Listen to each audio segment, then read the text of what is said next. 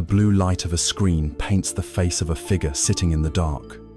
Let's call him Alex. Or maybe her name is Sarah. It doesn't really matter, because this story, in some way, is about you. The city breathes outside the window, a vast and sleepless creature of steel and light, its energy a constant, low hum. Inside, it is quiet, but not peaceful. An email from work arrives at 11:37 p.m., its subject line marked urgent. A news alert flashes across a tablet, detailing a world in turmoil. A phone, placed face down, vibrates with notifications from social media. A curated stream of perfect lives, exotic vacations, and triumphant announcements. Alex has everything they were told they should want. A good job, a nice apartment, a life designed for display. Yet, in the quiet moments, when the scrolling stops and the glow of the screens is the only light, a different feeling surfaces. It is a subtle, persistent hum of dissatisfaction, a quiet ache of anxiety that has no clear source and no obvious solution. It is the feeling of being fundamentally disconnected, adrift in a sea of information, yet unable to find an anchor. This feeling is not a personal failure. It is the quiet epidemic of our time, the symptom of a world that has mastered the art of external connection while forgetting the science of internal peace. We have built a civilization that can speak to someone on the other side of the planet in an instant, but we have lost the ability to sit quietly with ourselves. We chase happiness in possessions, in achievements, in the approval of others, only to find that each new acquisition, each new milestone, only makes the underlying thirst more acute. This journey, the one we are about to begin, is not about adding more to your life. It is not about becoming someone new or adopting a new set of beliefs. It is about discovering a path that has existed for over 2,500 years. A path that begins with the simple, radical act of turning your attention inward. It is an invitation to listen, not to the noise of the world, but to the whisper of silence that lies beneath it. This is not a story about religion, but about a science of the mind, a map of human consciousness, left behind by a man who did not claim to be a god, but who claimed to have found a way out of suffering, a way to find clarity in confusion, compassion in the face of pain, and a profound, unshakable peace right in the middle of the storm. The journey begins here, with a single word, a word from an ancient language that is both the diagnosis and the first step toward the cure. The word is dukkha. It is often translated from the Pali language as suffering, but this translation is incomplete, like describing the ocean as being merely wet. The word suffering conjures images of immense tragedy, of famine, war, and devastating loss. And dukkha certainly includes these things, but it is also infinitely more subtle, more pervasive, more intimately familiar to every single one of us. Dukkha is the subtle friction of existence. It is the feeling of a shoe that is just a little too tight. It is the low background hum of anxiety that accompanies you on your morning commute. It is the quiet disappointment when an experience you looked forward to doesn't quite live up to your expectations. It is the vague sense that something is missing, even when life is, by all external measures, good. It is the fundamental, inescapable quality of unsatisfactoriness that permeates a life lived without deep understanding.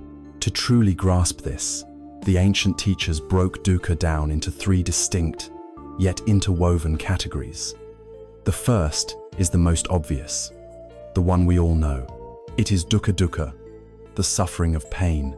This is the raw, undeniable pain of a headache, the sharp grief of losing a loved one, the sting of betrayal, the agony of a broken bone, the anxiety that keeps Alex, and so many of us, awake at night.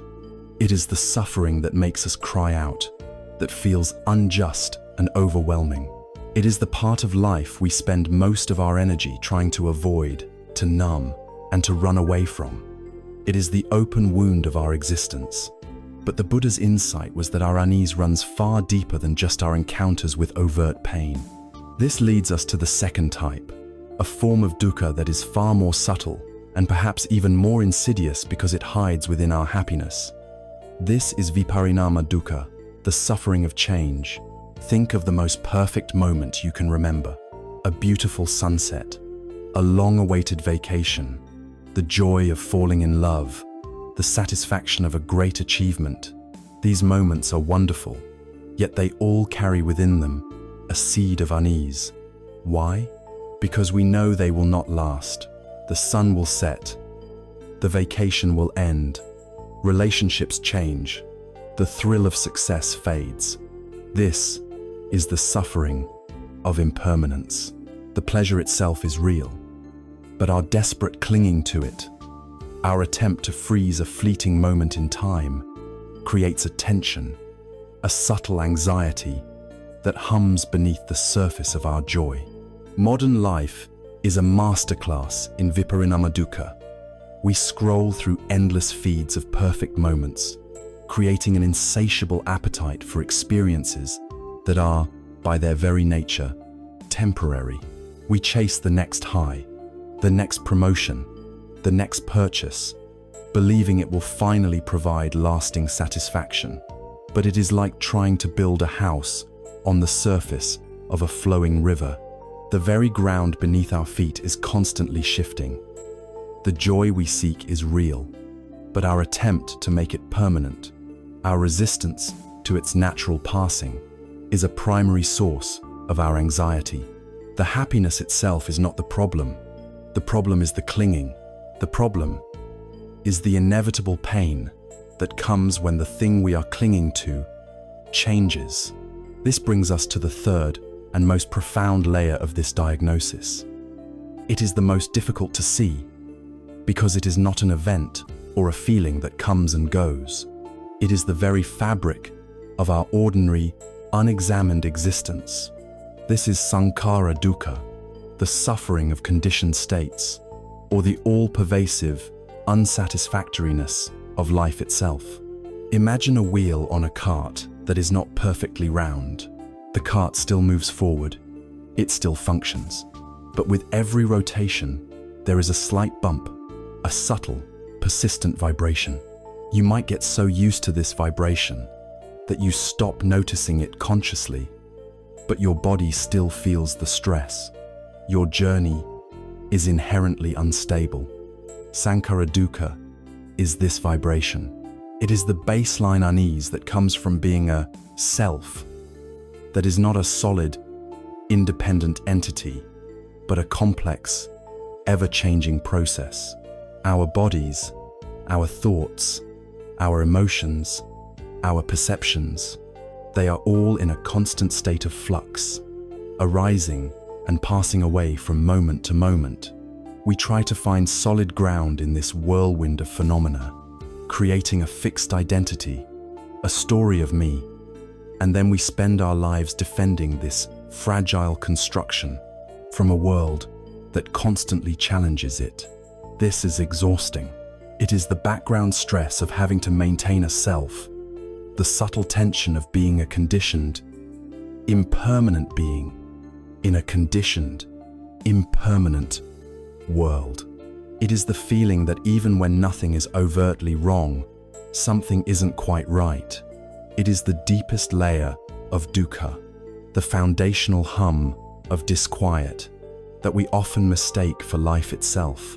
To make this less abstract, let us turn to a story. It is the story of a young woman named Kisa Gotami. She lived in the time of the Buddha, and she was a new mother, her heart filled with a love so immense for her infant son. But one day, the child fell ill and died. Kisa Gotami was consumed by a grief so powerful that it drove her mad. She refused to believe her son was gone. Clutching his small, lifeless body, she went from house to house, desperately searching for a medicine that could bring him back. Some people mocked her, others turned away in pity, but no one could help. Finally, a wise man saw her desperation and told her, "I cannot give you medicine, but I know a physician who can. Go to the Buddha." Kisa Gotami ran to the Buddha, laid her son at his feet, and pleaded for a cure. The Buddha looked at her with infinite compassion and said, "There is only one way to heal your sorrow. Go into the village and bring me back a single mustard seed from a house where no one has ever lost a child, a parent, a husband, or a friend." Hope surged in Kisa Gotami's heart. A mustard seed was such a simple thing. Surely she could find one. She went to the first house and knocked. "The Buddha has sent me," she said. "I need a mustard seed to cure my son. But it must be from a house that has never known death." The woman of the house looked at her with sad eyes. "You may have as many mustard seeds as you wish," she said gently. "But in this house, my husband died only last year." Kisa Gotami moved to the next house, and the next, and the next. The story was always the same. "We have seeds, but we lost our eldest daughter. We have seeds, but our parents are gone. The living are few," the people told her, "but the dead are many." She went to every home in the village, and she never found her mustard seed. As the sun began to set, she sat by the side of the road, watching the flickering lights of the village appear one by one, only to be extinguished again. And in that moment, a profound understanding dawned within her. Her grief, which had felt so singular, so isolating, so unbearably personal, was in fact the shared inheritance of all humanity. Every light that flickered and died was a life, a story, a loss. She was not alone. Her sorrow was not a punishment. It was a thread in the vast, intricate tapestry of existence. With this realization, her frantic clinging to her son's life softened. She understood the universal law of change and loss. She went to the forest, buried her child, and returned to the Buddha, not with a mustard seed, but with a quiet, transformed heart. The Buddha asked her, "Did you bring the seed?" And she replied, "The work of the mustard seed is done. Allow me to take refuge in you and your teaching." Kisa Gotami's story is our story. We are all, in our own way, searching for the mustard seed from a house untouched by loss, untouched by change, untouched by dukkha. We believe that our pain is unique, that our anxiety is a private burden. The first noble truth, the truth of dukkha, is not a pessimistic declaration that life is miserable. It is a compassionate and universal diagnosis. It is the Buddha, like a great physician, looking at us with kind eyes and saying, "I see your pain, I see your unease. It is real, and you are not alone in it." To name something is to gain power over it. By seeing dukkha clearly, in all its forms, we stop fighting shadows. We stop blaming ourselves for feeling this fundamental unsatisfactoriness. We begin the journey not with a denial of our reality, but with a courageous and honest acceptance of it. This is the first step. It is the diagnosis. But the Buddha did not stop there. A great physician does not merely name the illness. They seek its origin. And so, having looked unflinchingly at the symptom, the next question on this path becomes inevitable. If this is the condition of our lives, where does it come from? What is the root cause of this all-pervasive thirst, this fundamental friction of being? If the diagnosis of our fundamental unease is dukkha, then the Buddha, acting as the ultimate physician of the mind, did not stop there. He looked deeper, asking the essential question that follows every diagnosis: what is the cause? The answer to this question forms the second noble truth, the truth of the origin of suffering, known in Pali as samudaya. The cause, he discovered, is a single, powerful force, a word that translates as thirst, craving, or grasping. The word is tanha. This is the engine that drives the endless cycle of dissatisfaction. It is the deep, persistent, and often unconscious urge that underlies almost every one of our actions, thoughts, and feelings. To understand tanha is to understand the very mechanism of our own captivity. It's a thirst that can never be quenched by what it desires, for the drinking of it only makes the thirst more intense. It is like being lost at sea, tormented by a burning thirst under a relentless sun, and in a moment of desperate relief, scooping up the ocean water and drinking it deeply. For a fleeting second, there is the sensation of moisture, but almost immediately, the salt inflames the body, creating a thirst 100 times more powerful than before. In our delusion, we believe the solution is to drink more, and so we do, sealing our own fate. This tragic paradox is the essence of tanha. It is the relentless pursuit of that which can never truly satisfy. To see this force at work in our own lives, we must first recognize its different faces. The most obvious of these is the craving for sense pleasures, or kamatana. This is the thirst for things that delight our six senses. The sight of a beautiful face or a stunning landscape, the sound of our favorite music, the smell of rain on dry earth, the taste of a delicious meal, the feeling of a comfortable chair, and even the pleasure of agreeable thoughts and ideas. Our modern world is a grand temple built in honor of kamatanha.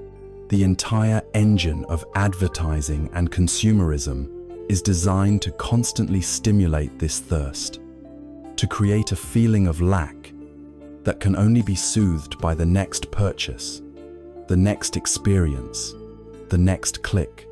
It whispers to us endlessly that happiness is just one more thing away. If only you had that car, that phone, that vacation, that perfect partner, then finally you would be complete. The problem, of course, is not with the pleasant experiences themselves.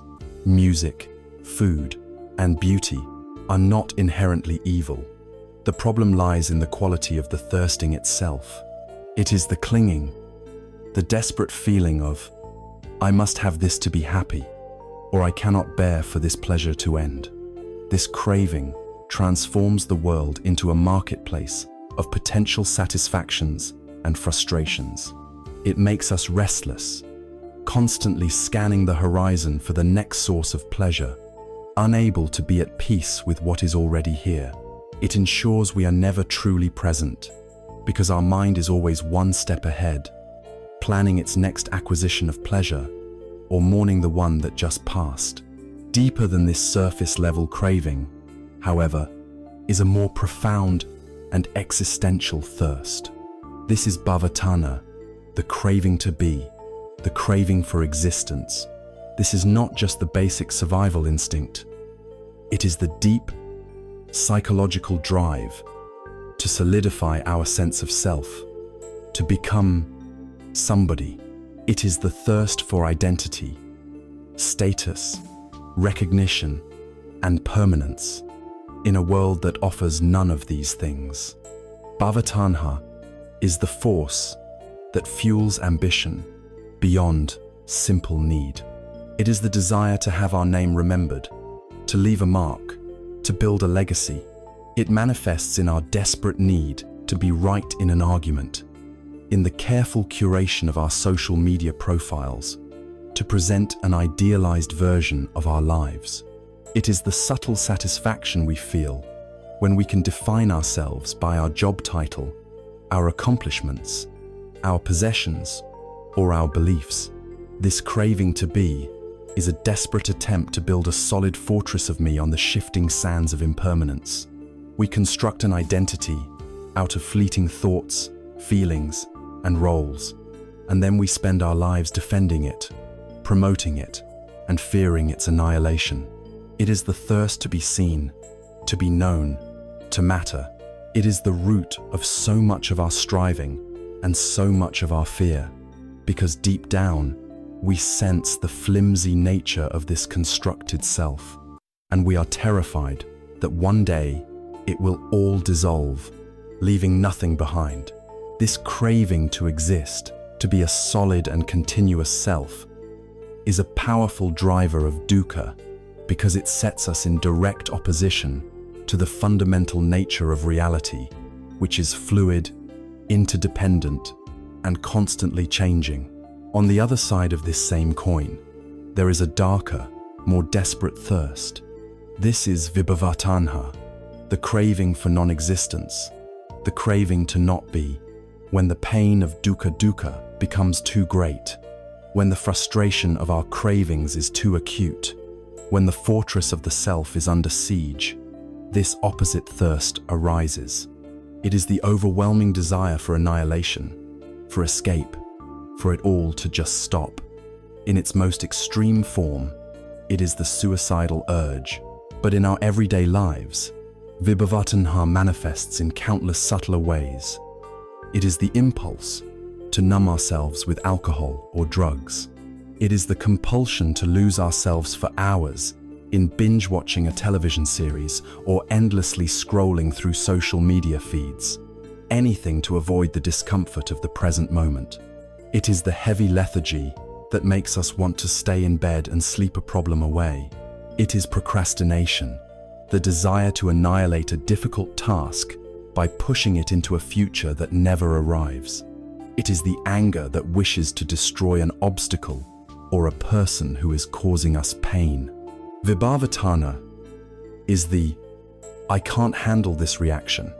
It is the thirst for oblivion, just as the thirst to become somebody is a reaction against the fear of nothingness. The thirst for oblivion is a reaction against the pain of being somebody. They are two sides of the same desperate struggle, two faulty escape routes from the reality of the present moment. One seeks to inflate the self, the other to annihilate it. Both are forms of running away.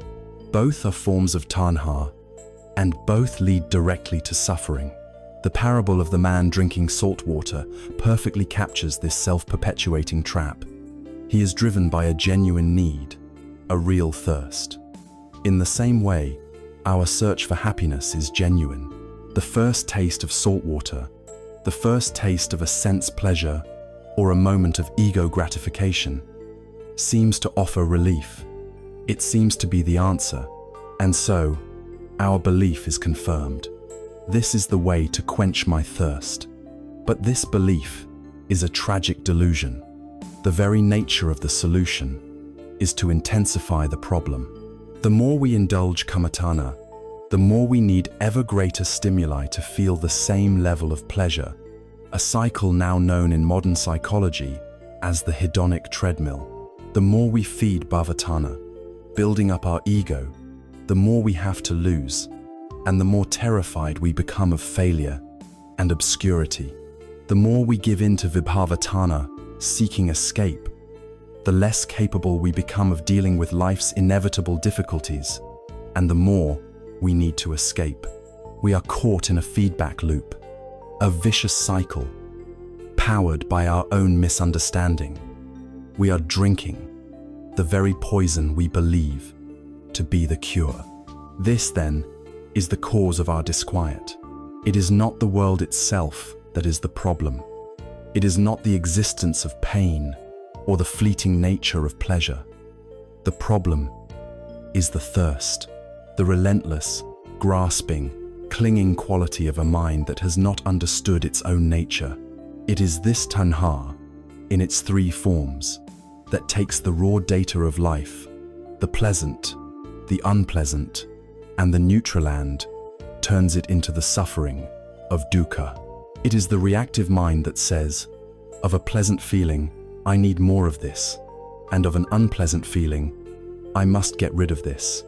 This is the fire that burns. But this diagnosis, as stark as it seems, contains within it the first glimmer of hope. Because if the cause of suffering is this internal state of craving, It means the cause is not an inherent flaw in the world outside. It means the cause is something we can work with. The cause is internal, and if the cause is internal, then the solution must be internal as well. The path to freedom does not lie in changing the world to satisfy our thirst, but in understanding and extinguishing the thirst itself. Before we can do that, however, we must ask one final, crucial question about this whole process. This thirst, this deep craving to have and to be and to not be, seems to emanate from a central source. It feels like it is my thirst. It comes from an I that feels it, an I that suffers from it. To complete our diagnosis of the cause of suffering, we must turn the lens of our investigation away from the thirst and point it directly at the one who seems to be thirsty. Who or what is this self that is the center of this entire drama? We have followed the trail of our own unease, our dukkha, to its source, and we have found a powerful thirst, a relentless craving called tanha. But this discovery pushes us even deeper, forcing us to ask the most fundamental question of all. Who is it that is thirsty? When we feel anxiety, who is anxious? When we say, I want, who is this I? Our entire life is built around this central character, this protagonist in our personal drama. We work to protect it, to please it, to promote it. It is the solid, continuous self we feel ourselves to be, the familiar phantom in the mirror we greet each morning. The Buddha's next insight is perhaps the most radical, challenging, and ultimately the most liberating teaching in this entire journey. It is the teaching of anatta, which is often translated as no self, or, more accurately, not self. This is not a nihilistic declaration that you do not exist. You are clearly here, experiencing these words. Rather, anatta is a profound statement about the way in which you exist. It suggests that the solid, separate, continuous self at the center of our universe, the entity we believe we are, cannot be found when we look for it with honesty and precision. Like a masterful scientist investigating the nature of reality, the Buddha did not simply accept the feeling of being a self at face value. He began to dissect the experience, to break down this I into its component parts to see if any permanent, unchanging core could be located. This investigation revealed that what we call a self is, in fact, a dynamic and interdependent process, a temporary confluence of 5 ever-changing elements, known as the 5 aggregates, or skandhas. The first is rupa, or form. This is our physical body, the flesh, blood, and bone. Is this myself? It seems so, at first, but my body is in a constant state of flux. The cells that compose it are continuously dying and being replaced. The body I had as a 5-year-old is not the body I have now, and it is not the body I will have in 20 years. It is a process, like a river, not a static object. So, the self cannot be found in the body. The second aggregate is vedana, or feelings. This refers to the raw sensations that arise from contact with the world, pleasant, unpleasant, and neutral. Is this myself? My feelings are even more fleeting than my body. Happiness arrives, and then it vanishes.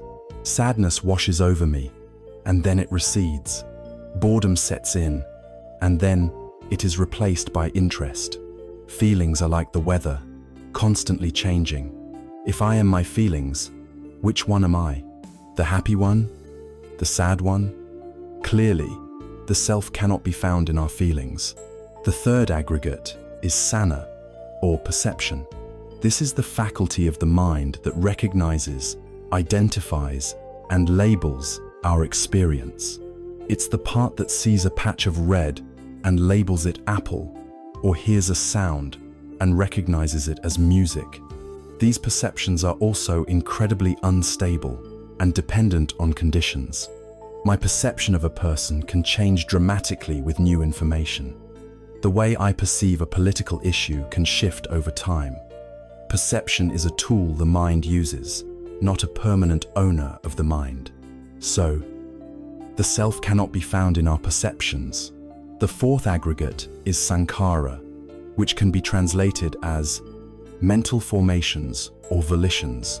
This is a vast category that includes all our thoughts, our opinions, our moods, our biases, our habits, our intentions, and our deepest character traits.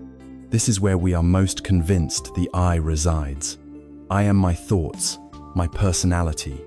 But are these really a stable self? Our opinions change. Our habits can be broken and reformed. Our thoughts arise and pass away in a ceaseless stream. A thought of anger is not who I am. It is simply a thought of anger arising in the mind. These mental formations are powerful patterns, conditioned by countless previous causes, but they are not a solid, unchanging essence. They are more like software programs running on the hardware of the mind. They are not the user. Finally, the fifth aggregate is vijnana, or consciousness. This is the raw awareness that makes all the other experiences possible. Consciousness of seeing, consciousness of hearing, consciousness of thinking. Surely, this awareness must be the real me, the ultimate observer. But when we look closely, we find that consciousness itself is never found alone. It is always consciousness of something. It arises in dependence on a sense organ and a sense object. Seeing consciousness arises when the eye meets a form. Hearing consciousness arises when the ear meets a sound. It is not a continuous, monolithic spotlight of awareness that shines steadily. It flickers into being, moment by moment, in relation to the world it cognizes. It is utterly dependent and impermanent.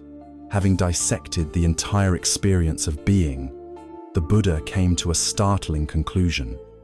The self cannot be found. It is not in the body, not in the feelings, not in the perceptions, not in the mental formations, and not in consciousness. A famous story brilliantly illustrates this deconstruction. A wise and witty Buddhist monk named Nagasena was approached by a powerful Greco-Bactrian ruler, King Milinda. The king was a formidable philosopher in his own right, and he came to challenge the sage.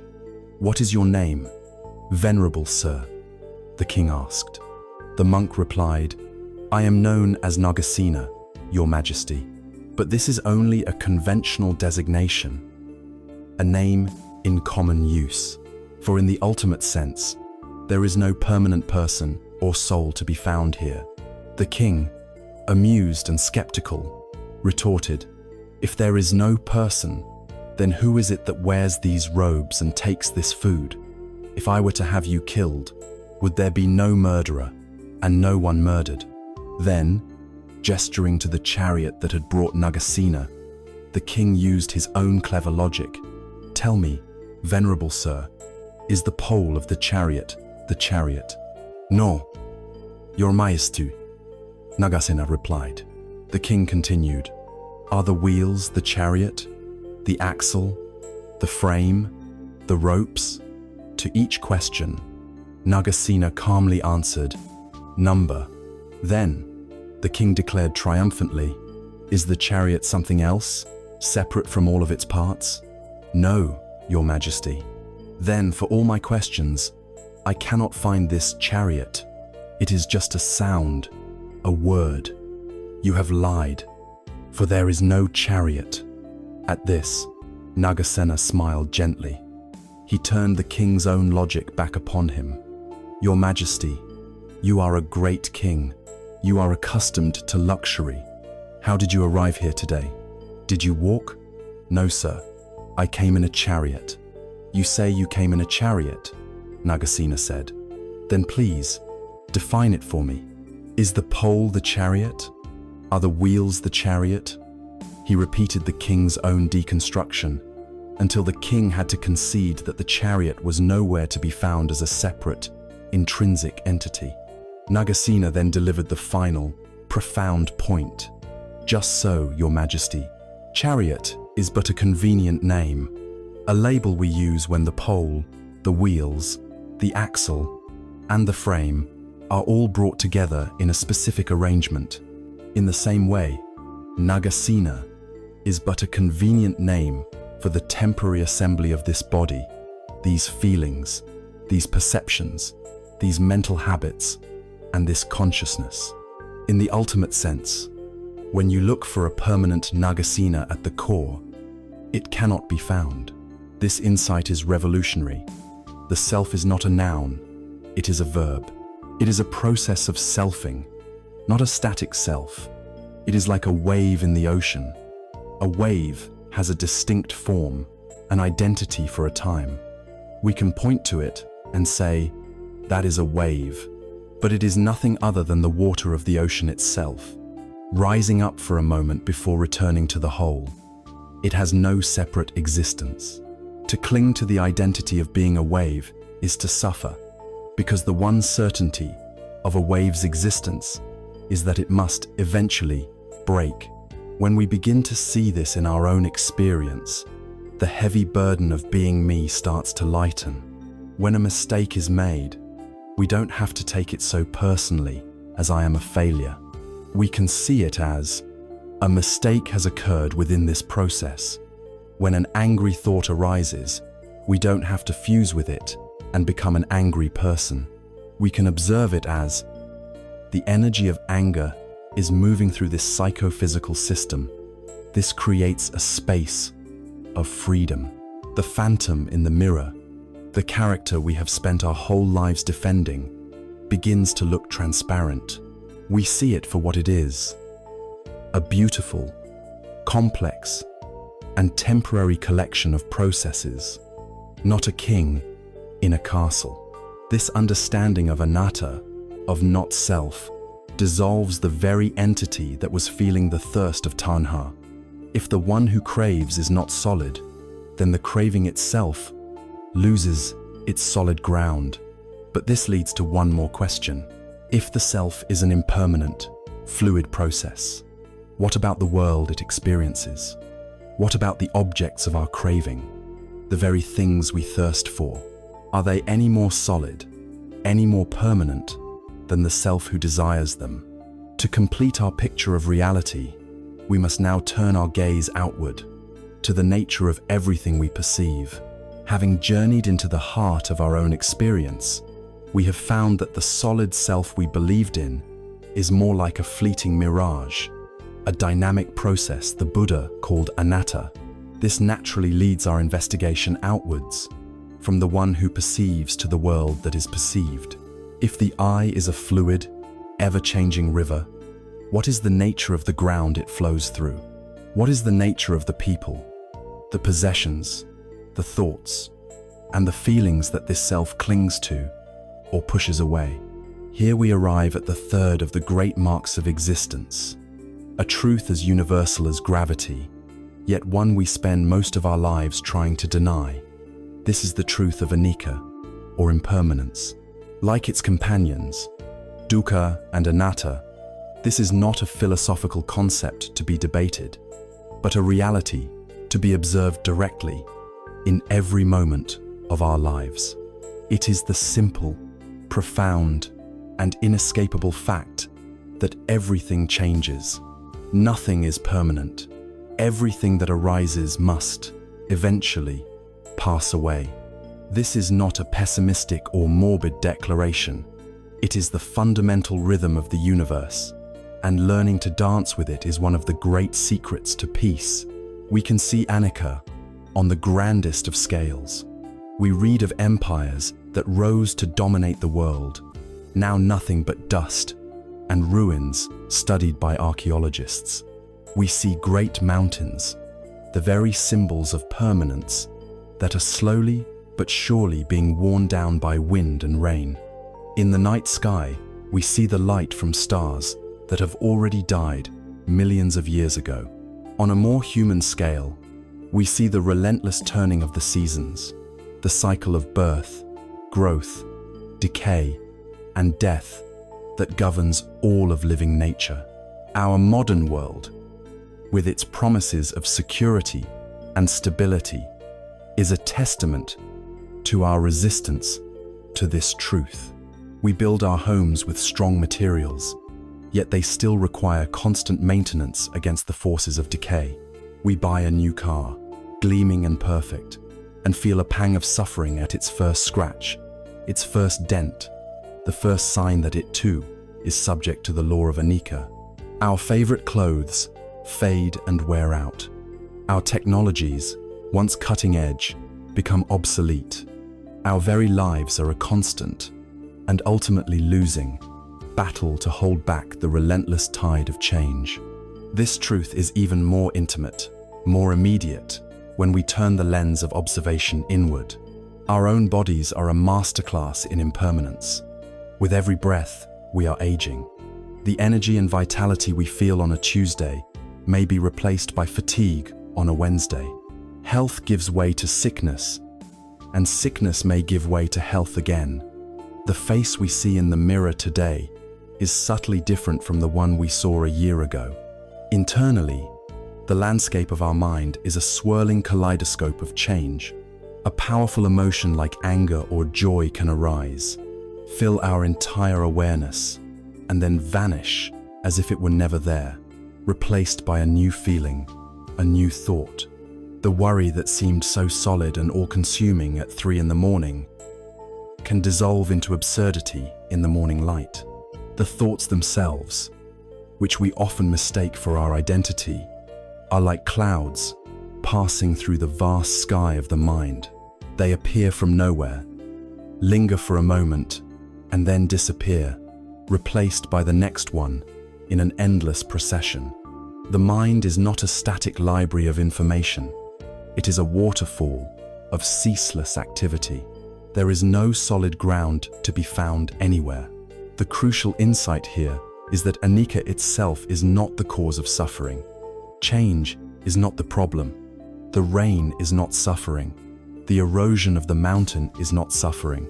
The suffering is created by our resistance to the change. It is our clinging, our grasping, our desperate demand that things stay the same when their very nature is to be in flux. Imagine you are standing in a powerful river. If you try to brace yourself, to remain rigid and fixed, to stop the flow of the water around you, what will happen? You will be battered. The force of the river will exhaust you, fight you, and eventually overwhelm you. This is suffering. This is the state most of us live in, constantly bracing against the natural flow of life. Now, imagine that instead of resisting, you relax. You allow yourself to float, to move with the current. You do not lose your agency. You can still steer. You can navigate, but you are no longer fighting the fundamental nature of the river. In this surrender, there is ease, there is grace, there is an end to the exhausting struggle. Our suffering, our dukkha, is the tension of this resistance. We try to grasp a moment of happiness like trying to cup water in our hands. The tighter we squeeze, the faster it slips through our fingers, and all we are left with is the ache of our own clinging. We try to build dams to hold back the river of sadness or fear, but the pressure only builds until the dam inevitably breaks. There is a story of a Zen master who was sitting on a beach with his disciples. With profound concentration and a joyful heart, he spent hours creating an intricate and breathtakingly beautiful drawing in the sand. It was a complex mandala, full of symbols and delicate lines, a masterpiece of temporary art. One of his students watched, filled with admiration, but also with a sense of sadness.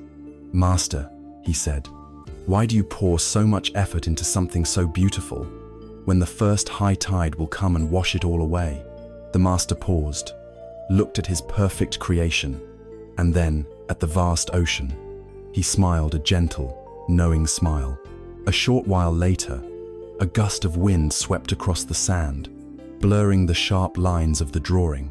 Then, the first waves of the rising tide began to lick at its edges, and within minutes, the entire mandala had been erased, leaving only the wet, smooth sand, as if it had never been there.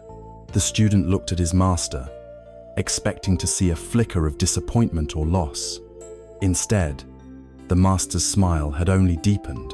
He turned to the student and said, "You see its beauty only in its existence, but I see its beauty in its creation and also in its passing. To demand that it be permanent is to miss the point of the sand, the wind, and the sea. I did not create it to last forever.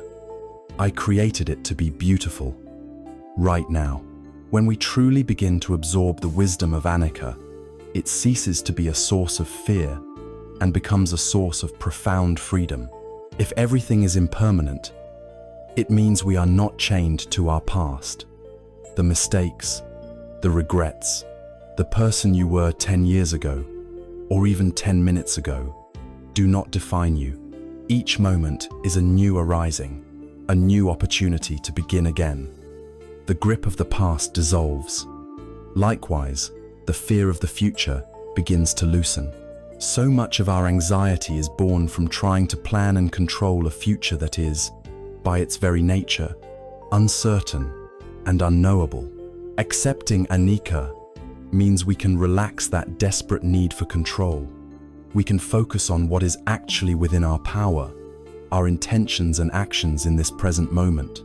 Most importantly, a deep understanding of impermanence infuses the present moment with an incredible preciousness. When we know that this exact experience will never come again, the taste of this food, the sound of this rain, the presence of this personate becomes sacred. We stop taking life for granted. We begin to pay attention. Anicca is the secret ingredient that gives life its poignancy, its depth, and its beauty. So now, our diagnosis is complete. We have seen the symptom, dukkha, the pervasive sense of unease. We have uncovered its cause, tanha, the relentless thirst, which is itself fueled by a fundamental ignorance about who we are, anatta, the nature of the world we live in, anicca. We have a clear picture of the prison of our own conditioning. It might seem like a bleak and fatalistic view, but it is precisely the opposite. It is the most hopeful of propositions, because a physician who gives a clear diagnosis of an illness and its precise cause is not doing so to dishearten the patient. They are doing it because they have also found a cure. The Buddha's journey did not end with this analysis of suffering. This was merely the groundwork. This was the first half of his discovery. Having described the prison in meticulous detail, he then held up the key to the door. This leads us to the most vital and hopeful part of this path, the question that changes everything. Is there an end to this cycle? Is there a cessation to this thirst? A final release from this suffering?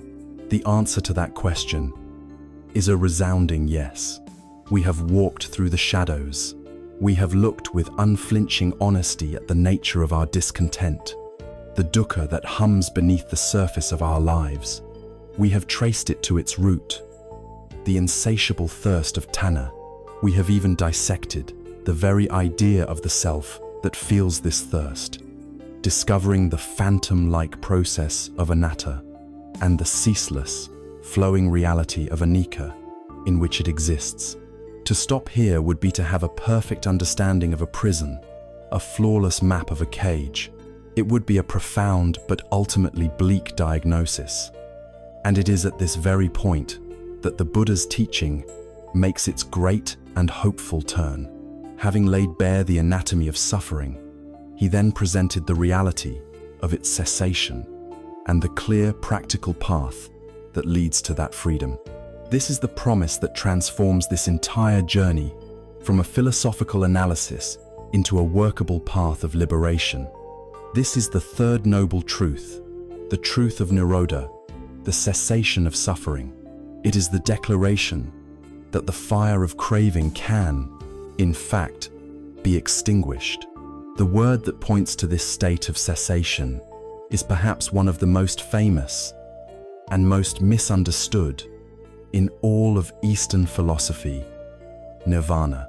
To the Western ear, conditioned by concepts of heaven and oblivion, nirvana can sound like one of two things: either a blissful paradise, like afterlife, or a complete and terrifying annihilation of the self. It is neither. The word nirvana literally means to extinguish or to blow out, as one would blow out a candle flame. But what is it that is extinguished? It is not the self. It is not awareness. It is not life. What is extinguished are the three fires that cause all our suffering: the fire of greed, the fire of hatred, and the fire of delusion. Our ordinary, unawakened mind is constantly burning with these fires. The fire of greed is the thirst for more, the endless wanting of kama tanha and bhava tanha. The fire of hatred is the aversion, the resistance, the pushing away of what is unpleasant, the energy of vibhava tanha.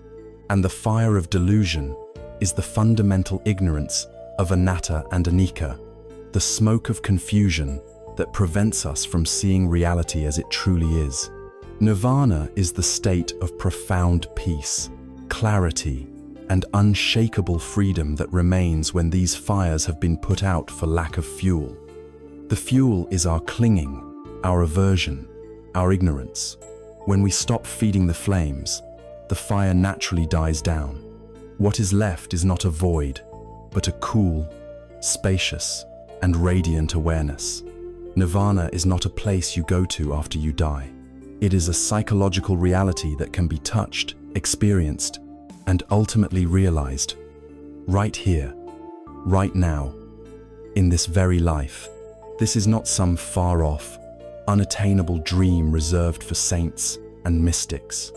We all have moments, however fleeting, of little nirvanas, when you are completely absorbed in an act of selfless generosity, giving something without any thought of return. In that moment, the fire of greed is cooled. That is a taste of nirvana. When you are wronged, and you find it within your heart to genuinely forgive, to let go of the burning coal of resentment, in that moment, the fire of hatred is cooled. That is a taste of nirvana. When you are walking in nature, and for a brief moment, the chattering mind falls silent, and you are simply present with the feeling of the wind and the sound of the birds. In that moment, the smoke of delusion clears. That is a taste of nirvana. The spiritual path, then, is the process of learning how to cultivate these states, how to stop feeding the fires, so that these moments of peace become more frequent, more stable, and eventually, the very baseline of our being. This is Nirodha, the possibility of perfect health. But how do we achieve it? If this is the destination, what is the path? This brings us to the fourth noble truth, the truth of the way, known as Magga. This is the practical, detailed, and comprehensive prescription for curing our disease. This is the noble eightfold path. The eightfold path is not a set of commandments handed down from on high. It is a set of recommendations, a curriculum for training, based on the Buddha's own experience of what works. It is a profoundly holistic system, addressing every aspect of a human life, because it recognizes that our inner world and our outer actions are inextricably linked. The path is traditionally divided into three sections. The first is the training in wisdom, or prajna. This section includes right view and right intention. This is the map and the compass for the journey. It is about seeing the world clearly, understanding the principles of dukkha, anicca, and anatta, and cultivating the motivation to orient our lives toward peace and freedom, rather than toward more suffering. The second section is the training in ethical conduct, or shila. This includes right speech, right action, and right livelihood. This is the process of cleaning up our act. It is the practical work of stopping the ways in which we cause harm to ourselves and others through our words, our deeds, and the way we earn a living. This ethical conduct is not for the sake of earning points or pleasing a deity. It is a pragmatic recognition that an agitated, guilt-ridden mind cannot become calm and clear. By purifying our actions, we create a mind that is peaceful and ready for deeper contemplation. The third and final section is the training in mental discipline, or samadhi. This includes right effort, right mindfulness, and right concentration. This is the direct training of the mind, the inner work of developing the focus, clarity, and insight needed to uproot the deep habits of craving and ignorance. It is crucial to understand that these are not 8 sequential steps, like rungs on a ladder that you climb one after the other. They are more like the spokes of a wheel. A wheel needs all its spokes to be strong and to function correctly. These 8 factors are meant to be developed simultaneously, each one supporting and strengthening all the others. For example, your practice of right mindfulness helps you to notice an unwholesome intention arising, which allows you to cultivate right intention. This in turn helps you to refrain from harmful speech, which is right speech. This clean conduct brings a sense of inner peace that makes it easier to practice right concentration. This concentrated mind is then able to see reality with greater clarity, which deepens your right view. And so it goes, an upward spiral of cultivation where every part of the path enriches every other part. The Buddha once offered a beautiful parable for this path. He described a man standing on the bank of a vast and dangerous river, a torrent of rushing water representing the endless cycle of suffering. The far shore, safe and peaceful, represents nirvana. There is no bridge and no ferry. So, the man, being resourceful, gathers branches, grasses, and Vanesthes represent the teachings, the 8 factors of the path, and skillfully weaves them together to build a raft. With great effort, he uses the raft to paddle across the dangerous waters and arrives safely on the other shore. The Buddha then asked, what should this man do with the raft? Should he, out of gratitude, lift it onto his head and carry it with him on his journey across the land? The obvious answer is no. The raft has served its purpose. It was a tool for crossing, not a destination in itself. He should leave it on the shore and continue his journey. This is the attitude we must have toward the path itself. It is a tool, a raft, a practical means to an end. It is not a new identity to cling to, not a new set of dogmas to fight over. It is a pragmatic vehicle for liberation. The stillness within the storm is not a fantasy. It is a potential. The teachings of Nirodha and Magga are the ultimate expression of optimism, an assertion that we are not doomed to be victims of our own conditioning. They place the key to freedom directly into our own hands. The path does not demand blind faith. It asks for a willingness to experiment, to investigate, to put these principles into practice in our own lives and see for ourselves if they lead to a reduction of suffering and an increase in peace. And so, our journey now shifts from diagnosis to practice. We have the map, we have the raft. The journey ahead is about learning to use it. And like any great expedition, it begins with the first and most fundamental step, making sure we are oriented correctly, that we are seeing the landscape for what it truly is. We begin by cultivating the first factor of the path, the very foundation of wisdom. We begin with right view. The journey into freedom begins not with an action, but with a look. Before we can take a single step on the path, we must first ensure we are facing in the right direction. We need a map, a compass, a way of seeing the landscape of our lives that is clear, accurate, and conducive to liberation. This is the first factor of the Noble Eightfold Path, and the foundation upon which all the others are built. It is called Samma Dishiti in the Pali language, which translates as right view or right understanding. It is the beginning of wisdom, the headwaters from which the entire river of the path flows. It is the simple, yet profound, act of learning to see with clear eyes. In our modern world, the idea of a right view can sound unsettling, even arrogant. It can conjure images of dogma, of rigid belief systems that demand absolute, unquestioning faith. It is essential to understand from the very beginning that this is not what right view means. The Buddha was not interested in creating a new religion for people to blindly believe in. His path was a call to investigate, to see for oneself, not to simply accept his word. Right view is not a set of beliefs to be held. It is a lens to be looked through. It is a working hypothesis about the nature of suffering and the way to its end. Think of it as a provisional map handed to you by an experienced traveler who has already completed the journey. You don't begin by worshipping the map. You begin by studying it, trusting it just enough to take the first few steps, and then you verify its accuracy against the territory of your own direct experience with every landmark you pass. The entire path is an invitation to transform belief into knowledge, to move from hearing about the truth to seeing it for yourself. So what is the content of this map? What constitutes right view? At its core, right view is the clear, conceptual understanding of the Four Noble Truths. It is to hold in your mind, as a guiding framework, the very truths we have already explored.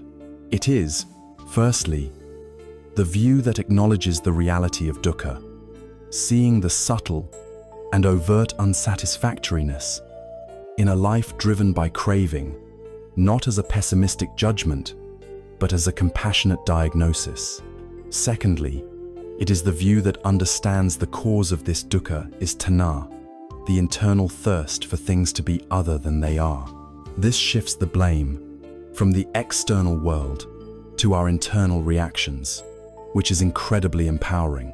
Thirdly, right view encompasses the understanding of nirodha, the profound truth that an end to this suffering is possible, that the fires of greed, hatred, and delusion can be extinguished. And fourthly, it is the view that recognizes the Noble Eightfold Path itself, magga, as the practical and effective means to achieve this cessation. To hold these four truths as your primary orientation is the very essence of right view.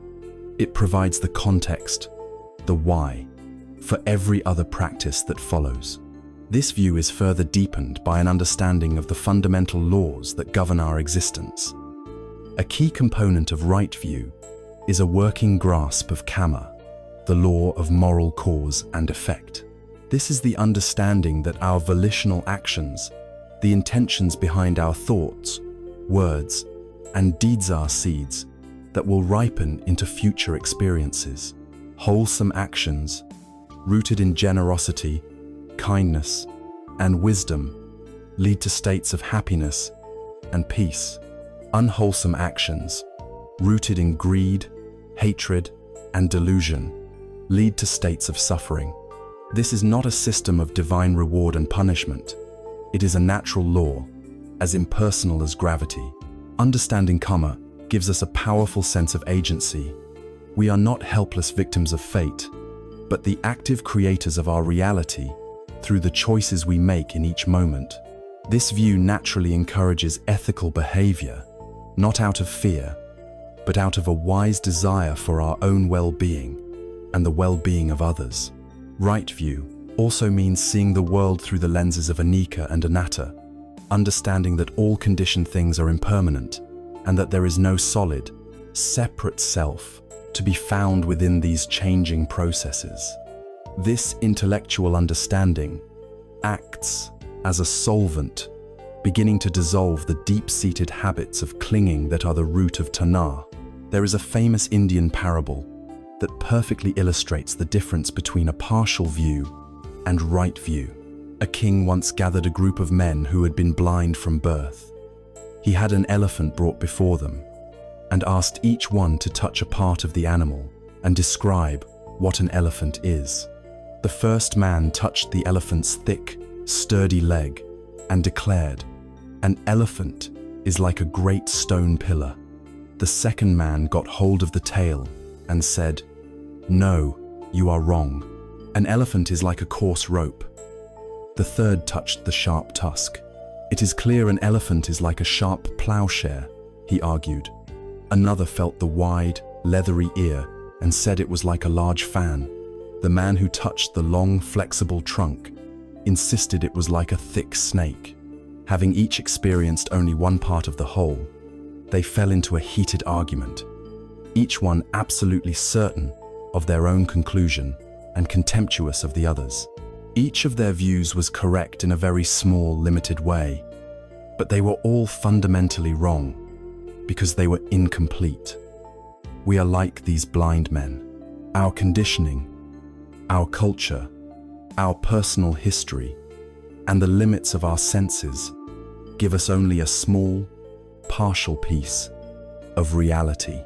We grasp onto our political opinions, our scientific models, our religious beliefs, or our personal philosophies, and we mistake this tiny fragment for the whole truth.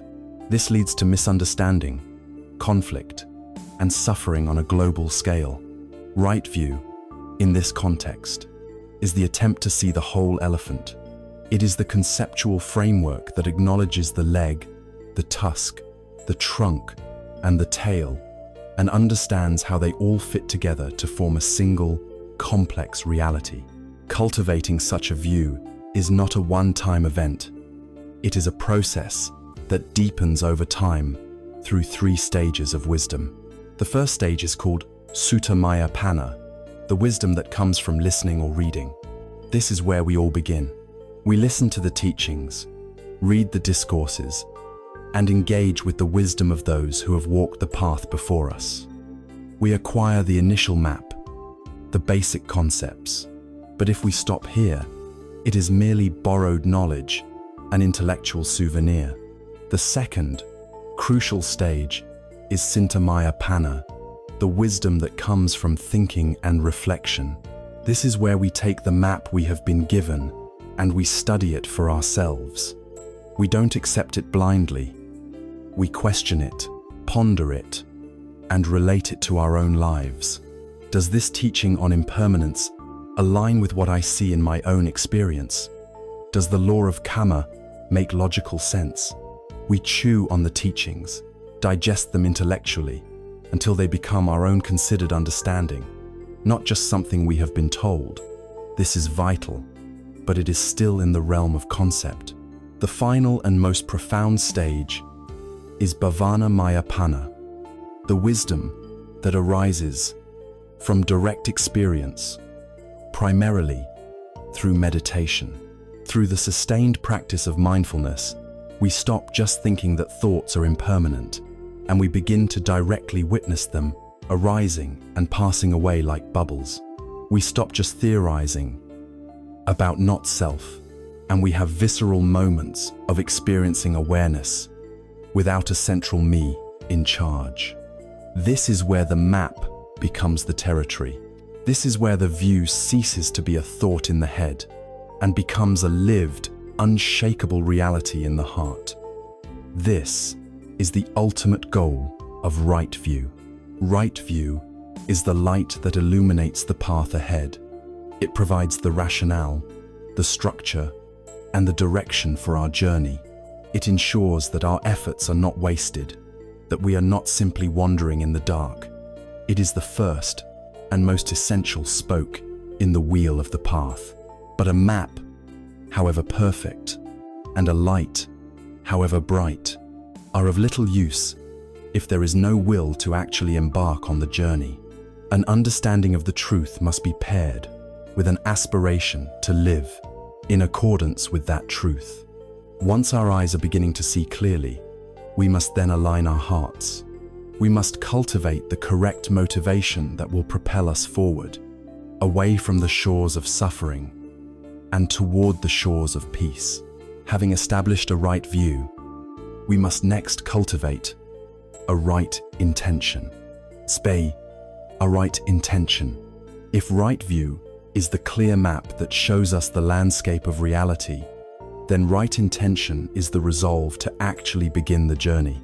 It is the conscious act of pointing our heart in the direction our eyes can now see.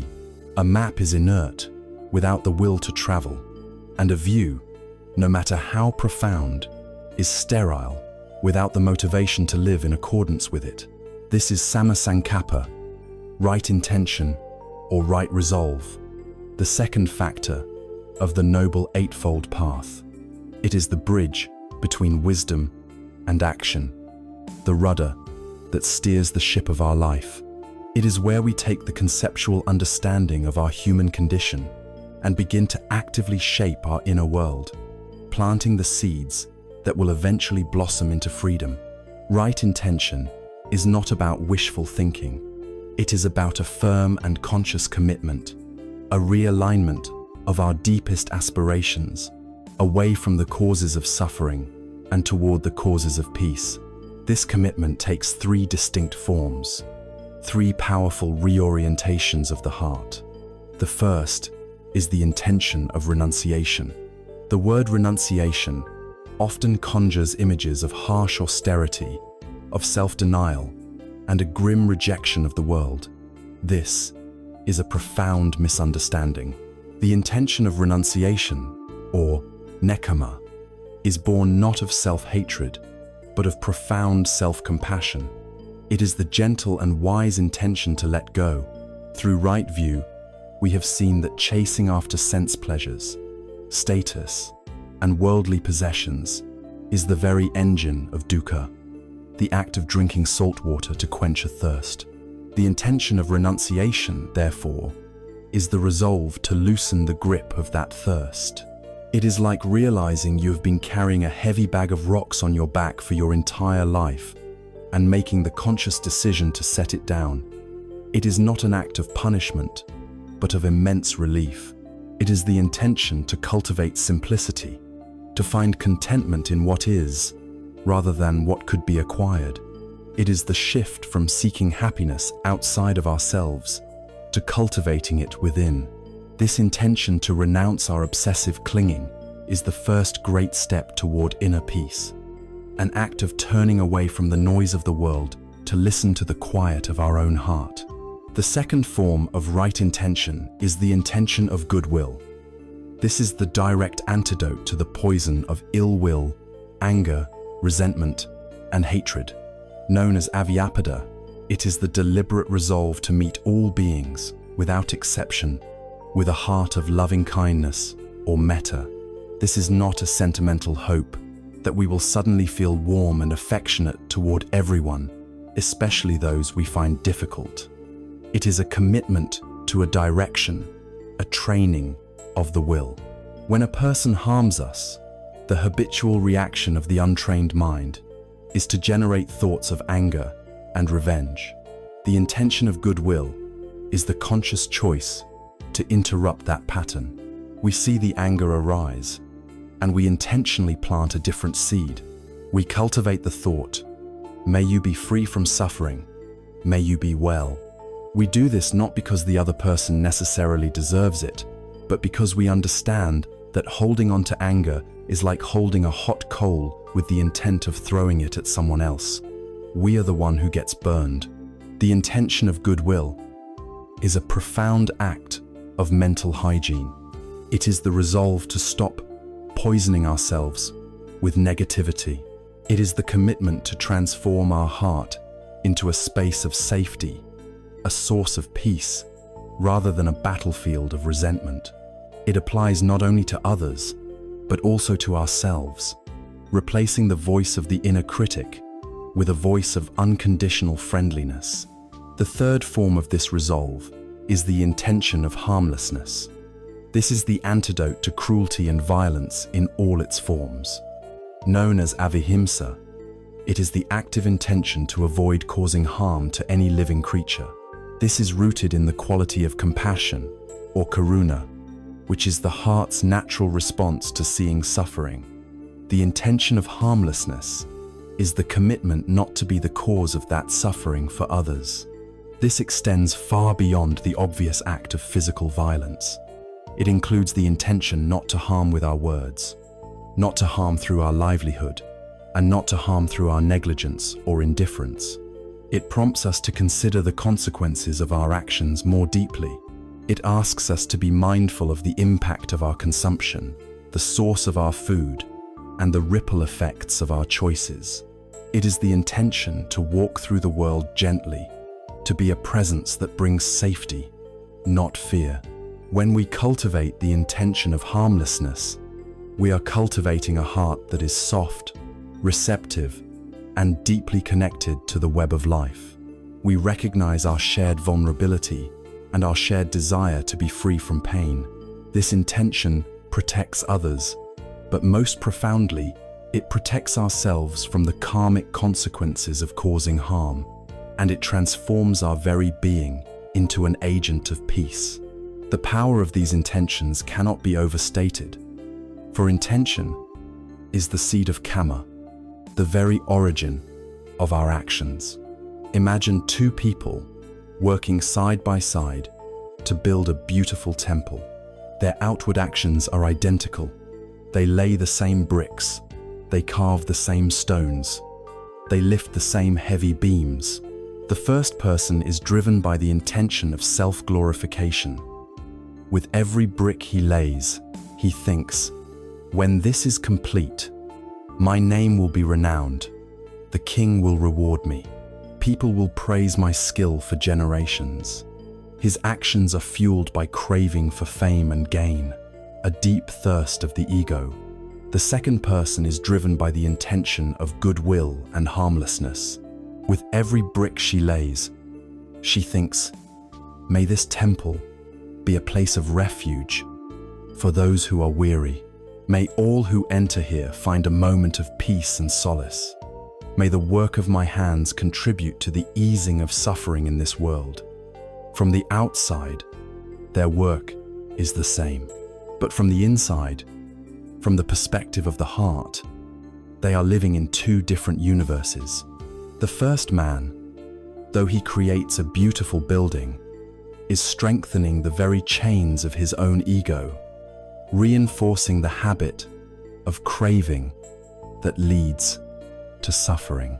The second woman is practicing liberation with every stone she touches.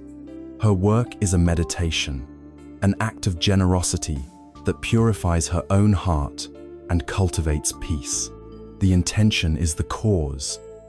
The action is the effect. The quality of our heart determines the quality of our life. Right intention is the art of gardening the mind. Right view has shown us which plants are weed-scraving, ill will, cruelty, and which are flowers renunciation, goodwill, harmlessness. Right intention is the deliberate and persistent act of pulling the weeds and watering the flowers. It is the tiller that guides the mind, moment by moment.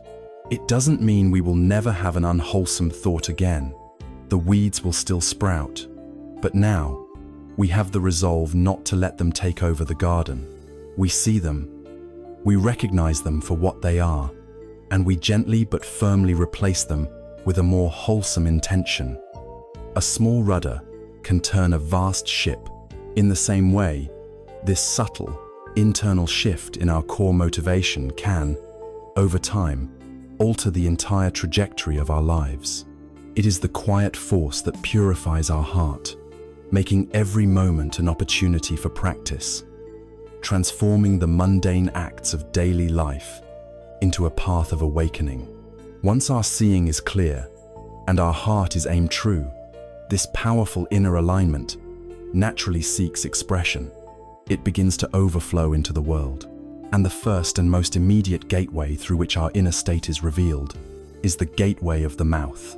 And so, our path now moves from the inner cultivation of wisdom to the outer expression of ethical action, beginning with the profound power of our words, with right speech. With our view clarified and our intentions aimed toward freedom, the path now moves from the internal world of the mind and heart into the external world of action. The training in wisdom must be embodied in how we live, and the very first, most constant way our inner state interacts with the world is through the power of our speech. Our words are not mere sounds. They are potent forces that can build kingdoms or shatter them, heal deep wounds or inflict them, create harmony or sow division. Right speech, or samavacha, is the third factor of the path and the beginning of the training in ethical conduct, or shila. It is the practice of guarding the gateway of the mouth, ensuring that the words that pass through it are aligned with our deepest intentions of harmlessness, goodwill, and truthfulness. The practice of right speech is traditionally understood through 4 guiding principles of abstinence, 4 types of harmful speech that we commit to abandoning. The first and most foundational is to abstain from false speech. This goes far beyond the simple commandment, "Thou shalt not lie." It is a deep commitment to truthfulness in all its forms. It means refraining from deliberate lies told for personal gain or to avoid consequences. But it also includes the more subtle forms of dishonesty, the exaggerations we use to make ourselves seem more important, the deceptive half-truths we tell to manipulate a situation, the promises we make with no real intention of keeping them. The positive cultivation here is to become a person of integrity, someone whose words can be trusted implicitly. When we speak truthfully, we simplify our lives enormously. We no longer have to carry the stressful burden of remembering which lie we told to whom. Our inner and outer worlds become congruent, and this integrity creates a mind that is clear, calm, and unburdened by the complexities of deceit. The second principle is to abstain from slanderous or divisive speech. This is the kind of speech that is intended to set one person against another. It is the poison of backbiting, of carrying tales, of whispering in one person's ear about what another has said or done. It is the language of gossip that thrives on creating drama and enmity. This speech is born from a mind that finds a perverse pleasure in conflict and disunity. The practice of abstaining from it is a direct application of the intention of goodwill. Instead of speaking words that drive wedges between people, we resolve to speak words that build bridges. We speak in ways that encourage understanding and reconciliation. We make it a practice to see and speak of the good qualities in others. If we cannot speak of someone in a way that promotes harmony, we learn to practice a wise and compassionate silence. By refusing to participate in divisive speech, we refuse to be a conduit for negativity and instead become an agent of social harmony, creating circles of trust around us rather than webs of suspicion. The third principle is to abstain from harsh speech. This is the language of anger and aggression. It includes obvious forms like shouting, cursing, and insults, but it also encompasses the more subtle barbs of sarcasm intended to wound, belittling comments designed to make someone feel small, and a condescending or contemptuous tone. Harsh speech is a form of violence. It can leave invisible wounds that last far longer than a physical blow. It arises from a mind consumed by the fire of aversion. The antidote and positive practice is to consciously cultivate speech that is gentle, kind, and pleasant. It is to choose words that soothe, comfort, and encourage, rather than words that attack and defend. This does not mean we become weak, or that we can never speak a difficult truth, but it means that even when we must offer criticism, or deliver unpleasant news, we do so with a heart of compassion, choosing our words, our tone, and our timing carefully to minimize the harm and maximize the benefit. We learn that the truth is most easily heard when it is spoken with kindness. The fourth and final principle is perhaps the most challenging in our modern age of endless information and commentary. It is to abstain from idle chatter or frivolous speech. This is speech that is empty, pointless, and without purpose. It is the endless speculation about celebrities, the mindless commentary on trivial matters, the gossip that fills so many of our conversations. This type of speech, while it may seem harmless, has a deeply disquieting effect on the mind. It agitates the consciousness, fills it with useless clutter, and prevents it from achieving the states of calm and clarity necessary for concentration and insight. It is a constant distraction that pulls us away from the present moment and into a world of meaningless noise. The positive practice here is to cultivate speech that is meaningful, purposeful, and timely. It is to develop an inner sense of discernment, asking ourselves before we speak, is this helpful? Is this necessary? Is this the right moment? Will these words lead toward peace, or simply add to the noise? This practice naturally leads to a greater appreciation for its powerful counterpart, noble silence. Right speech is not just about talking skillfully. It is about the profound wisdom of knowing when not to talk at all. In a world drowning in words, a moment of shared, intentional silence can be the most eloquent and compassionate form of communication. There is a story that captures the essence of this practice perfectly. A man once rushed to the Buddha, bursting with excitement, saying he had some important news to tell him about one of the other monks. Before the man could speak, the Buddha held up his hand and said, "Before you speak, I must ask you to pass your words through 3 gates. The first gate is truth. Are you absolutely certain that what you are about to tell me is true?" The man hesitated and replied, "Well, no, I just overheard it from others." The Buddha nodded. "So, you are not certain that it is true. Now, let us try the second gate, the gate of goodness. Is what you are about to tell me something good or beneficial?" The man looked down. "No, actually, it is quite the opposite," the Buddha continued. "So, you wish to tell me something that is not certainly true and is not good. Let us try the third gate, the gate of usefulness or kindness. Is what you want to say kind?" "No," the man admitted. "It is not kind at all." The Buddha then looked at the man with compassion and said, "If the words you wish to speak are not certainly true, not good, and not kind, then why say them at all? Why burden yourself and me with them?" This story provides us with a powerful, practical filter for our own communication. Our speech is a constant mirror of the state of our mind. When we are agitated, our speech becomes fast and careless. When we are angry, our speech becomes harsh. When our ego is inflated, our speech becomes boastful. By practicing right speech, we not only prevent harm to others, but we actively transform our own minds. By committing to truthfulness, we cultivate clarity.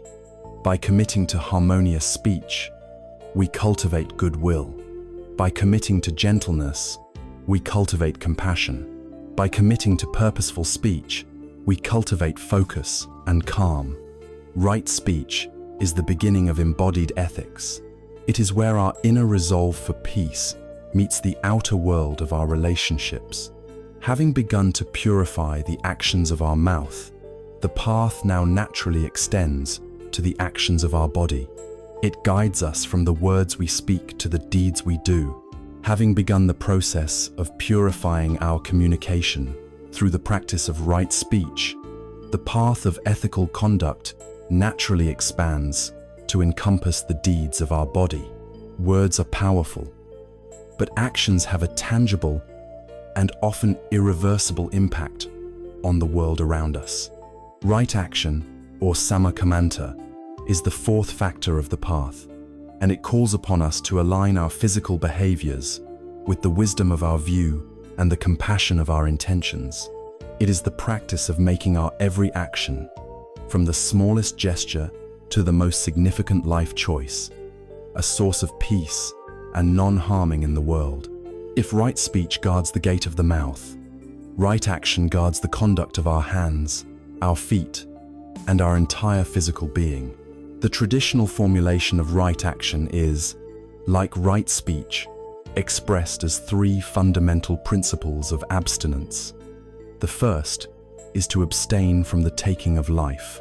This is the most foundational ethical commitment in Buddhism, flowing directly from the intention of harmlessness, or avihimsa. It is rooted in the profound recognition that all beings, from the most complex human to the simplest insect, share a fundamental desire to live and to avoid suffering. To intentionally destroy a life, any life, is to act in direct opposition to the compassion we are seeking to cultivate. On a practical level, this means refraining from killing, violence, and any act that causes physical harm. But its positive cultivation is even more profound. It is the active development of a reverence for life. It is the practice of protecting and nurturing living beings, whether that means rescuing a spider from your bathtub, caring for a pet with kindness, becoming an advocate for peace, or simply walking with a greater awareness of the fragile lives around you. It is the commitment to be a force for preservation, not destruction. The second principle is to abstain from taking what is not given. At its most basic level, this means refraining from stealing, but its scope is far broader than simple theft. It encompasses any act where we acquire something through dishonest or coercive means. This includes fraud, cheating on our taxes, infringing on intellectual property, taking credit for someone else's work, or exploiting a loophole for personal gain. It is the commitment to be scrupulously honest in all our dealings, to take only that which is freely and willingly offered. This practice is a powerful antidote to the fire of greed. It trains the mind to find contentment in what one has, rather than constantly seeking to acquire more through unskillful means. The positive expression of this principle is the active practice of generosity, or dana. Instead of a mind focused on taking, we cultivate a mind focused on giving. We practice generosity with our material possessions, with our time, with our energy, and with our kind attention. We learn that true wealth lies not in what we accumulate, but in what we can freely give away. This practice dissolves the illusion of a separate, needy self and fosters a sense of interconnectedness and abundance. The third principle is to abstain from sexual misconduct. It is essential to understand that this is not a puritanical rejection of sexuality. It is an ethical guideline rooted in the principle of harmlessness, applied to one of the most powerful and vulnerable areas of human life. Sexual misconduct refers to any sexual behavior that causes harm to oneself or to others. This includes adultery, which breaks a vow of commitment and causes deep pain to a partner. It includes any form of sexual exploitation or harassment, where one uses power, influence, or position to take advantage of another. It includes any sexual act that is not fully consensual, that is deceitful, or that treats another person as a mere object for one's own gratification. The positive cultivation of this principle is the commitment to foster sexual relationships that are based on mutual respect, deep kindness, honesty, and genuine connection. It is about honoring our commitments, communicating truthfully with our partners, and ensuring that our sexuality is an expression of love and care, not of selfish craving and harm. It is about using this powerful energy to connect, not to divide or to hurt. the transformative power of renouncing harmful action is illustrated in the dramatic story of a man named Angulimala. He was a terrifying serial killer who roamed the forests of Kosala, murdering travelers and cutting off one of their fingers to add to the gruesome necklace he wore, which earned him the name Angulimala, or finger necklace. He had killed 999 people and was desperately seeking his final victim to complete his 1,000-finger tally. One day, he saw a lone, serene monk walking peacefully on the road. This, he decided, would be his final prey. Angulimala drew his sword and began to run, but a strange thing happened. Though the monk continued to walk at a slow, deliberate pace, Angulimala could not catch him. He ran as fast as he could, but the distance remained the same. Exhausted and enraged, he screamed out, "Stop, monk! Stop!"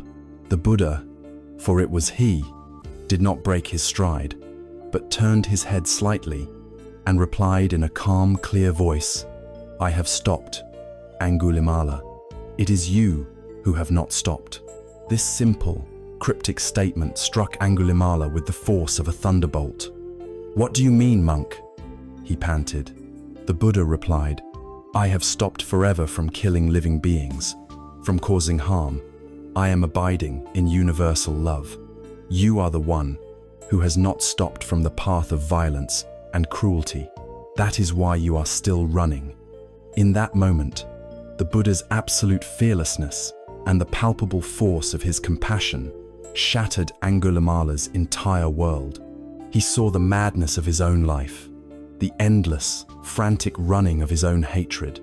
He threw down his weapons, bowed at the Buddha's feet, and begged to be accepted as a disciple. He was ordained as a monk and, through diligent practice, eventually became a fully enlightened being. The story of Angulimala is a testament to the profound truth that no one is beyond redemption.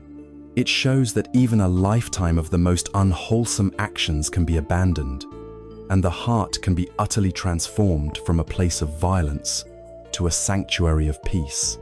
In our complex modern world, the principles of right action call on us to look beyond just these three traditional precepts. Right action invites us to become conscious of our role as consumers and citizens. It asks us to consider the ethical implications of our purchases.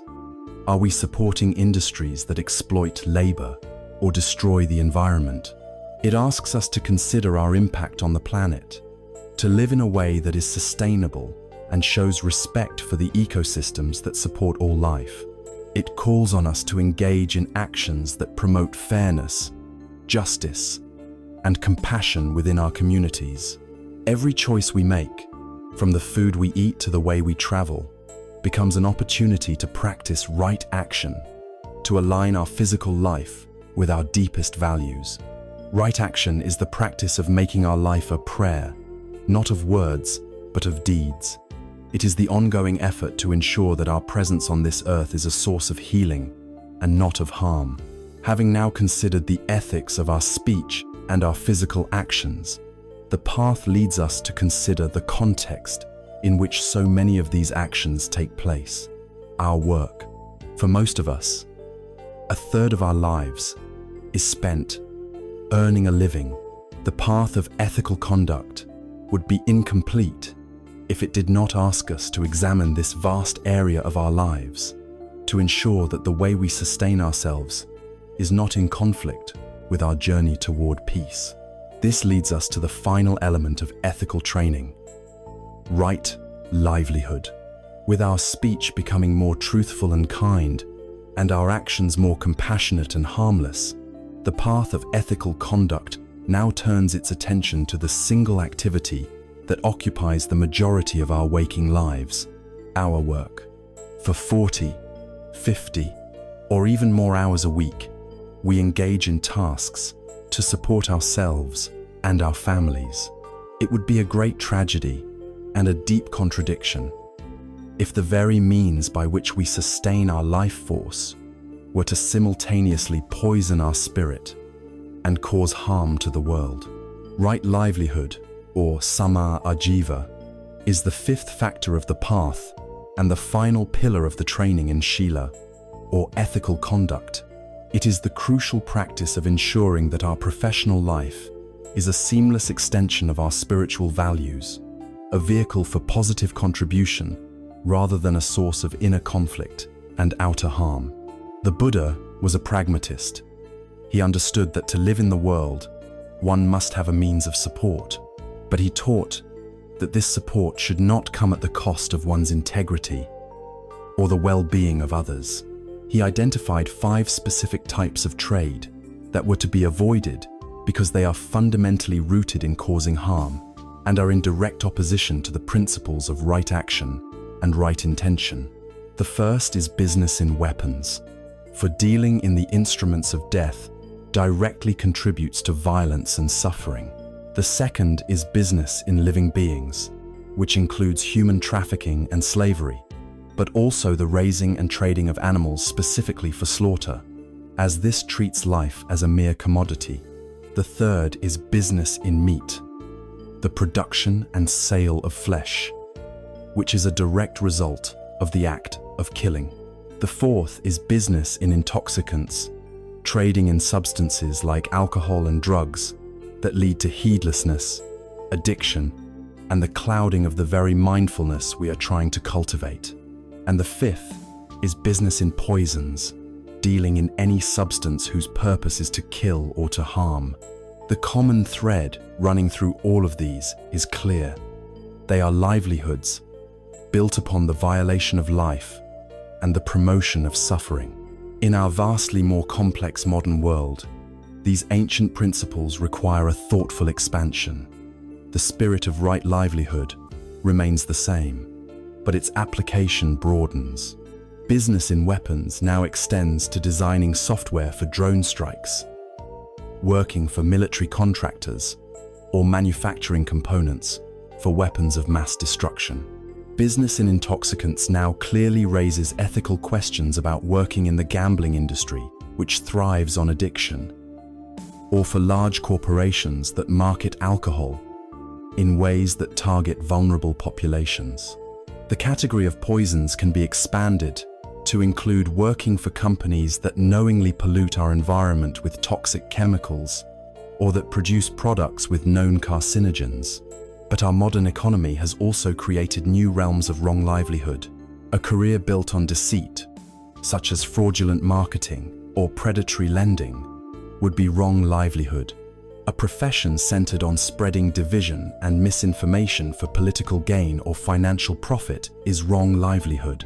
A job designing technologies, like social media algorithms or video games, with the specific intention of fostering addiction and compulsive behavior for profit, is a deeply unwholesome livelihood. The guiding question we must ask ourselves is this: does my work, at its core, depend upon or actively promote one of the 3 poisons: greed, hatred, or delusion in the world? Let us consider a modern parable. Imagine a woman named Jessica, a brilliant and highly successful advertising executive. She is at the top of her field, earning a magnificent salary, living in a beautiful apartment, and enjoying all the prestige that comes with her position. Her job is to create clever, persuasive campaigns for her clients. Some of these clients, however, sell products that are unequivocally harmful. A brand of sugary soda linked to childhood obesity, an addictive online gambling platform, a fast fashion company notorious for its exploitation of labor and its devastating environmental impact. For years, Jessica tells herself it's just a job, but a quiet disease, a subtle dukkha, begins to grow within her. She feels a deep and growing conflict between the values she holds in her heart and the work she does with her hands and mind. Her life is a picture of success, but it feels hollow, built on a foundation of causing harm. One day, after much inner turmoil, she makes a courageous decision. She resigns from her prestigious job and takes a position at a small non-profit organization that that promotes mental health resources in schools. Her salary is cut by more than half. She has to move to a smaller apartment and give up many of her luxuries. To the outside world, it looks like a massive step down, but internally, a profound shift occurs. The constant, low-grade hum of inner conflict vanishes. She goes to bed at night with a sense of peace, not guilt. Her work and her values are finally in alignment. She has less, but she is more whole. Jessica's story illustrates the core of right livelihood. It is the prioritization of integrity over income, of purpose over profit. This teaching does not mean that everyone must quit their job and work for a charity. Right livelihood is often less about the job title and more about the ethical quality we bring to our work. A carpenter can practice right livelihood by building safe, beautiful homes with honest materials and fair pricing.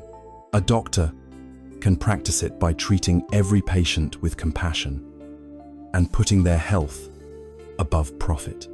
A programmer can practice it by building software that connects people and solves real problems, rather than software that exploits their attention. A teacher can practice it by inspiring a love of learning and treating every student with kindness and respect. The challenge is to find a way to make our work an expression of our best intentions, a form of service to the world, no matter how humble. It is about bringing mindfulness, conscientiousness, and a spirit of harmlessness to the tasks we perform each day. With this practice of right livelihood, the foundation of ethical conduct, or Shila, is now complete. We have explored the purification of our speech, the purification of our physical actions, and now, the purification of the way we sustain ourselves. When we live a life of such integrity, a special kind of happiness arises. It is called Anavajasukhath, happiness of blamelessness. It is the deep sense of well-being that comes from knowing that your life is not a source of harm. A mind that is not troubled by guilt over a lie, remorse over a harmful act, or conflict over an unethical job, is a mind that is naturally calmer, more unified, and more stable. This clean, ethical foundation is not the end of the path, but it is the essential prerequisite for the next stage of the journey. We have prepared the soil, and we have diligently removed the rocks and the weeds of unwholesome external behavior. The ground of our mind is now fertile and ready for direct cultivation. The path now turns away from the outer world of action and plunges deep into the inner world of the mind itself. We move from the training in Shila to the profound training in mental discipline, or samadhi. And this inner work is fueled by one crucial dynamic quality, the energy of right effort. Having meticulously prepared the ground of our life through the practice of ethical conduct, we stand at a new threshold. Our speech is becoming more truthful, our actions more harmless, our livelihood more aligned with our values. This life of integrity, or Shila, creates a mind that is blessedly free from the turbulence of guilt, remorse, and inner conflict. This calm and settled mind is the fertile soil, now ready for the direct work of transformation. We now turn inward, moving from the outer world of action to the inner world of consciousness itself. This begins the training in mental discipline, or samadhi, the heart of the meditative path. And the very first factor in this inner training, the energy that fuels the entire endeavor, is right effort. The word effort in a spiritual context can be misleading. We might imagine a kind of grim, white-knuckled striving, a joyless struggle against our own weaknesses. This is the very opposite of right effort, or samavayama. The Pali word vayama is better understood as energy, vitality, or joyful perseverance. It is the conscious and intelligent application of our will to the cultivation of the mind. It is the opposite of laziness and complacency, but it is also the opposite of tense, aggressive ambition. It is the lifeblood of the path, the dynamic quality that propels us forward. This is not a blind, brute force effort. It is a skillful art, the art of tending to the most precious and complex garden of all, our own mind. This art is practiced through what are known as the Four Great Efforts, a beautifully simple and comprehensive model for mental cultivation. Imagine yourself as the gardener of your mind. The first of the four efforts is to prevent unwholesome states from arising. This is the act of guarding the fences of your garden. An unwholesome state is any thought, emotion, or impulse rooted in the three poisons of greed, hatred, or delusion. This first effort is a practice of wise restraint. We learn to guard our senses, recognizing that what we allow into our minds through our eyes and ears will eventually sprout there. If we know that watching violent movies or endlessly scrolling through social media feeds that incite envy and anger will plant the seeds of negativity, we make the effort to turn away. This is not censorship or suppression. It is wise husbandry, choosing not to plant weeds in our own garden. But no matter how well we guard the fences, some weeds will inevitably sprout. They are blown in by the winds of past conditioning. This leads to the second great effort, to abandon the unwholesome states that have already arisen. When a thought of anger, a surge of jealousy, or a wave of craving appears in the mind, our untrained habit is either to indulge it, letting it grow wild, or to violently suppress it, trying to pretend it isn't there. Both approaches are unskillful. The second effort teaches a middle way. We see the weed of anger. We don't deny it. We mindfully acknowledge its presence. Anger is here. We recognize it as unwholesome, as a source of suffering for ourselves and others. Then, with a gentle but firm intention, we withdraw our energy from it. We let it go. We relax the mind around it, and without the fuel of our attention, it withers and dies. This is the gentle but persistent work of weeding the garden. A garden, however, is not defined merely by the absence of weeds. It is defined by the beauty of what grows there. This brings us to the third great effort, to cultivate wholesome states that have not yet arisen. This is the joyful act of planting new seeds. A wholesome state is any quality of mind rooted in generosity, loving kindness, compassion, wisdom, and peace. If we notice our mind is arid, critical, or closed off, we don't just sit there passively. We make the effort to introduce a wholesome quality. We can intentionally bring to mind something we are grateful for. We can deliberately practice loving kindness, meditation, silently wishing ourselves and others well. We can choose to listen to uplifting music or read an inspiring passage. We are actively changing the inner weather, consciously planting the seeds of flowers like joy, kindness, and tranquility in the soil of our mind. Once these beautiful flowers have begun to sprout, our work is not done. This leads to the fourth and final great effort, to maintain and perfect the wholesome states that have already arisen. When a feeling of peace, a moment of clarity, or a sense of selfless love arises in our mind, our tendency is often to ignore it or to quickly move on to the next thought. This fourth effort encourages us to do the opposite. We notice the wholesome state, we savor it, we give it our full attention, allowing it to deepen and stabilize. We protect it from distraction. We are watering the flowers, giving them sunlight, ensuring they grow strong and come to their full, and beautiful bloom. By doing so, we are strengthening these positive neural pathways, making it more likely that these beautiful states will become our new habit, our new baseline. The key to all 4 of these efforts is balance. The energy must be just right. The story of a monk named Sona Kolovisa perfectly illustrates this. Sona was born into a life of luxury, and his feet were said to be so delicate that hairs grew on their soles. When he became a monk, he was filled with a fiery determination.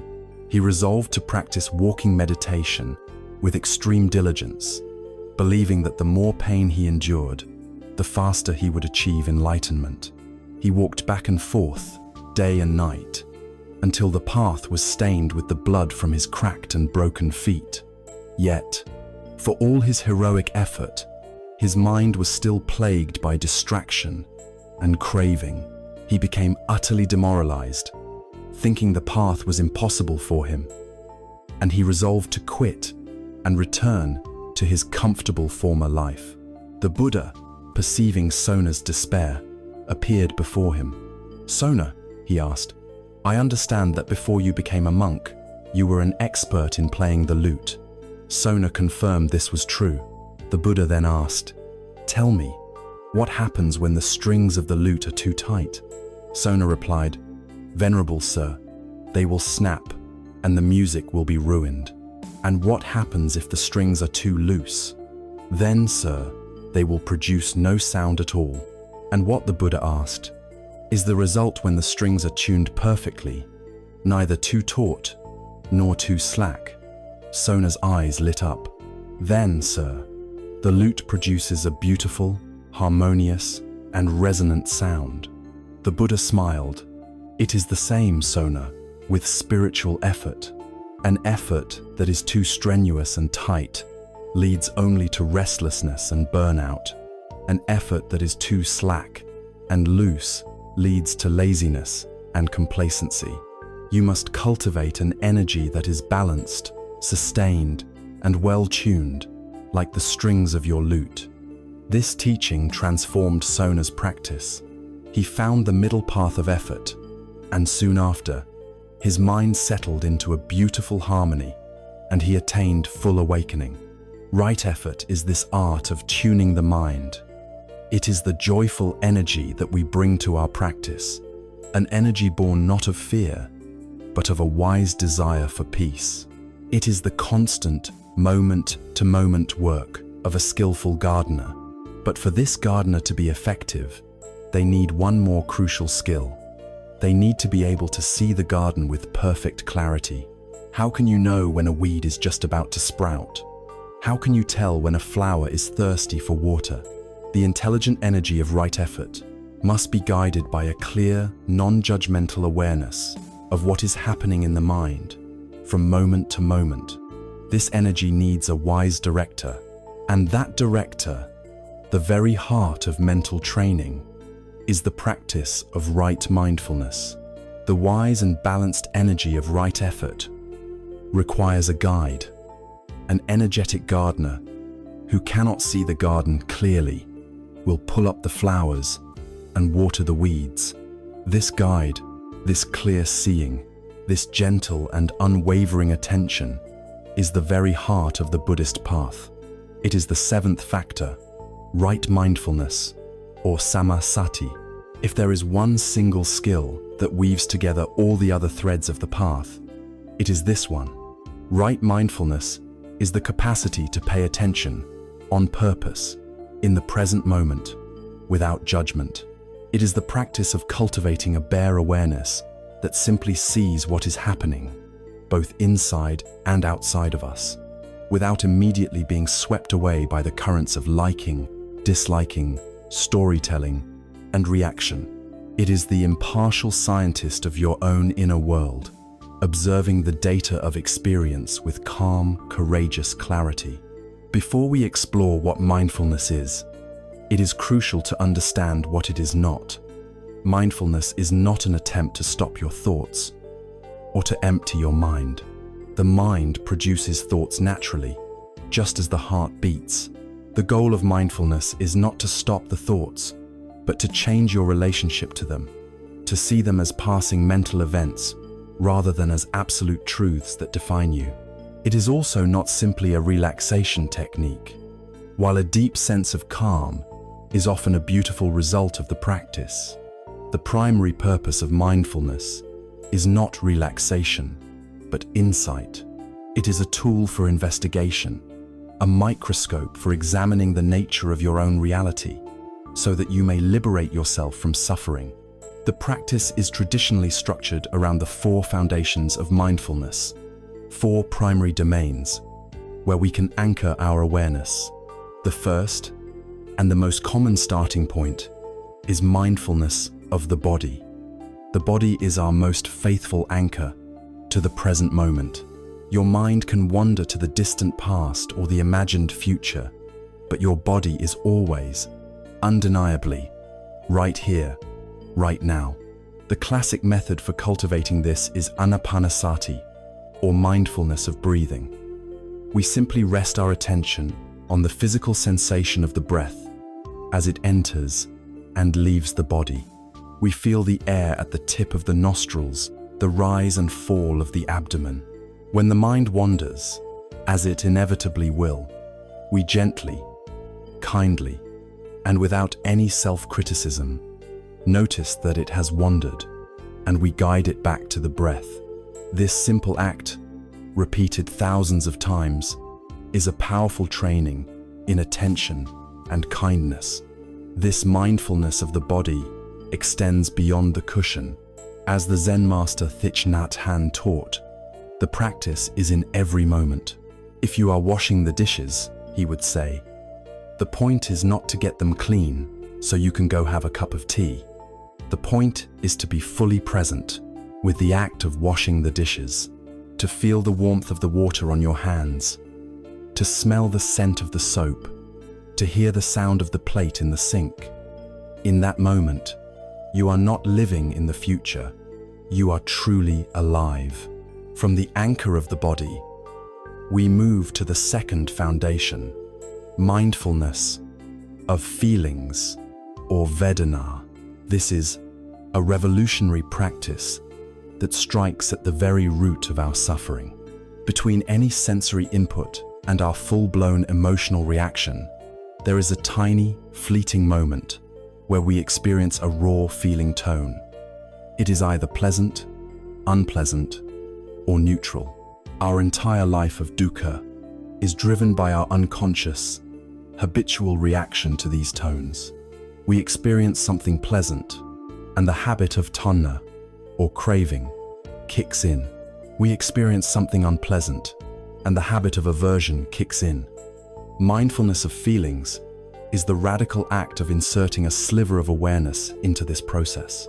We train ourselves to simply note the raw feeling tone as it arises.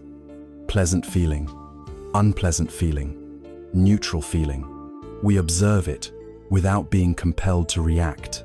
We watch the pleasant feeling arise and pass away without clinging to it. We watch the unpleasant feeling arise and pass away without pushing it away. By doing this, we are cutting the chain of habitual reaction at its weakest link. We are stopping the fire of craving and aversion before it has a chance to burn down the house. The third foundation is mindfulness of the mind itself, or chitta. Here, we turn our awareness back onto the quality of the consciousness that is observing. We learn to recognize and note the states of our own mind as they arise. The mind has greed, the mind has anger, the mind is scattered, the mind is peaceful, the mind is tired.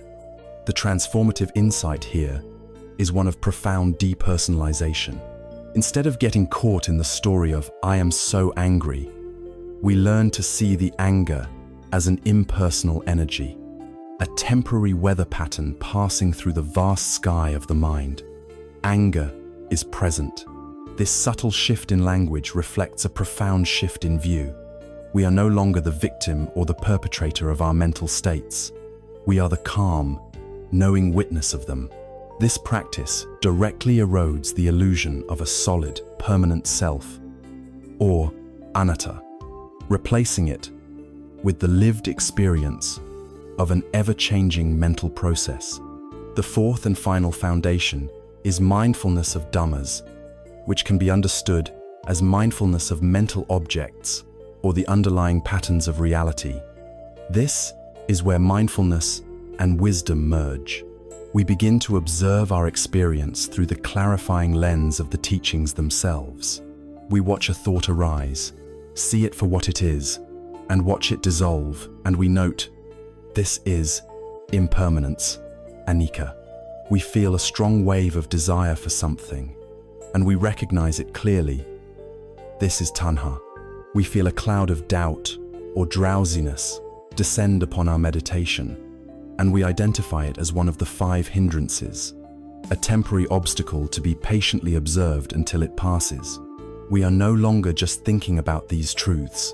We are seeing them play out, moment by moment, in the laboratory of our own experience. The map is becoming the territory. The quality of awareness cultivated in mindfulness is sometimes compared to a lion.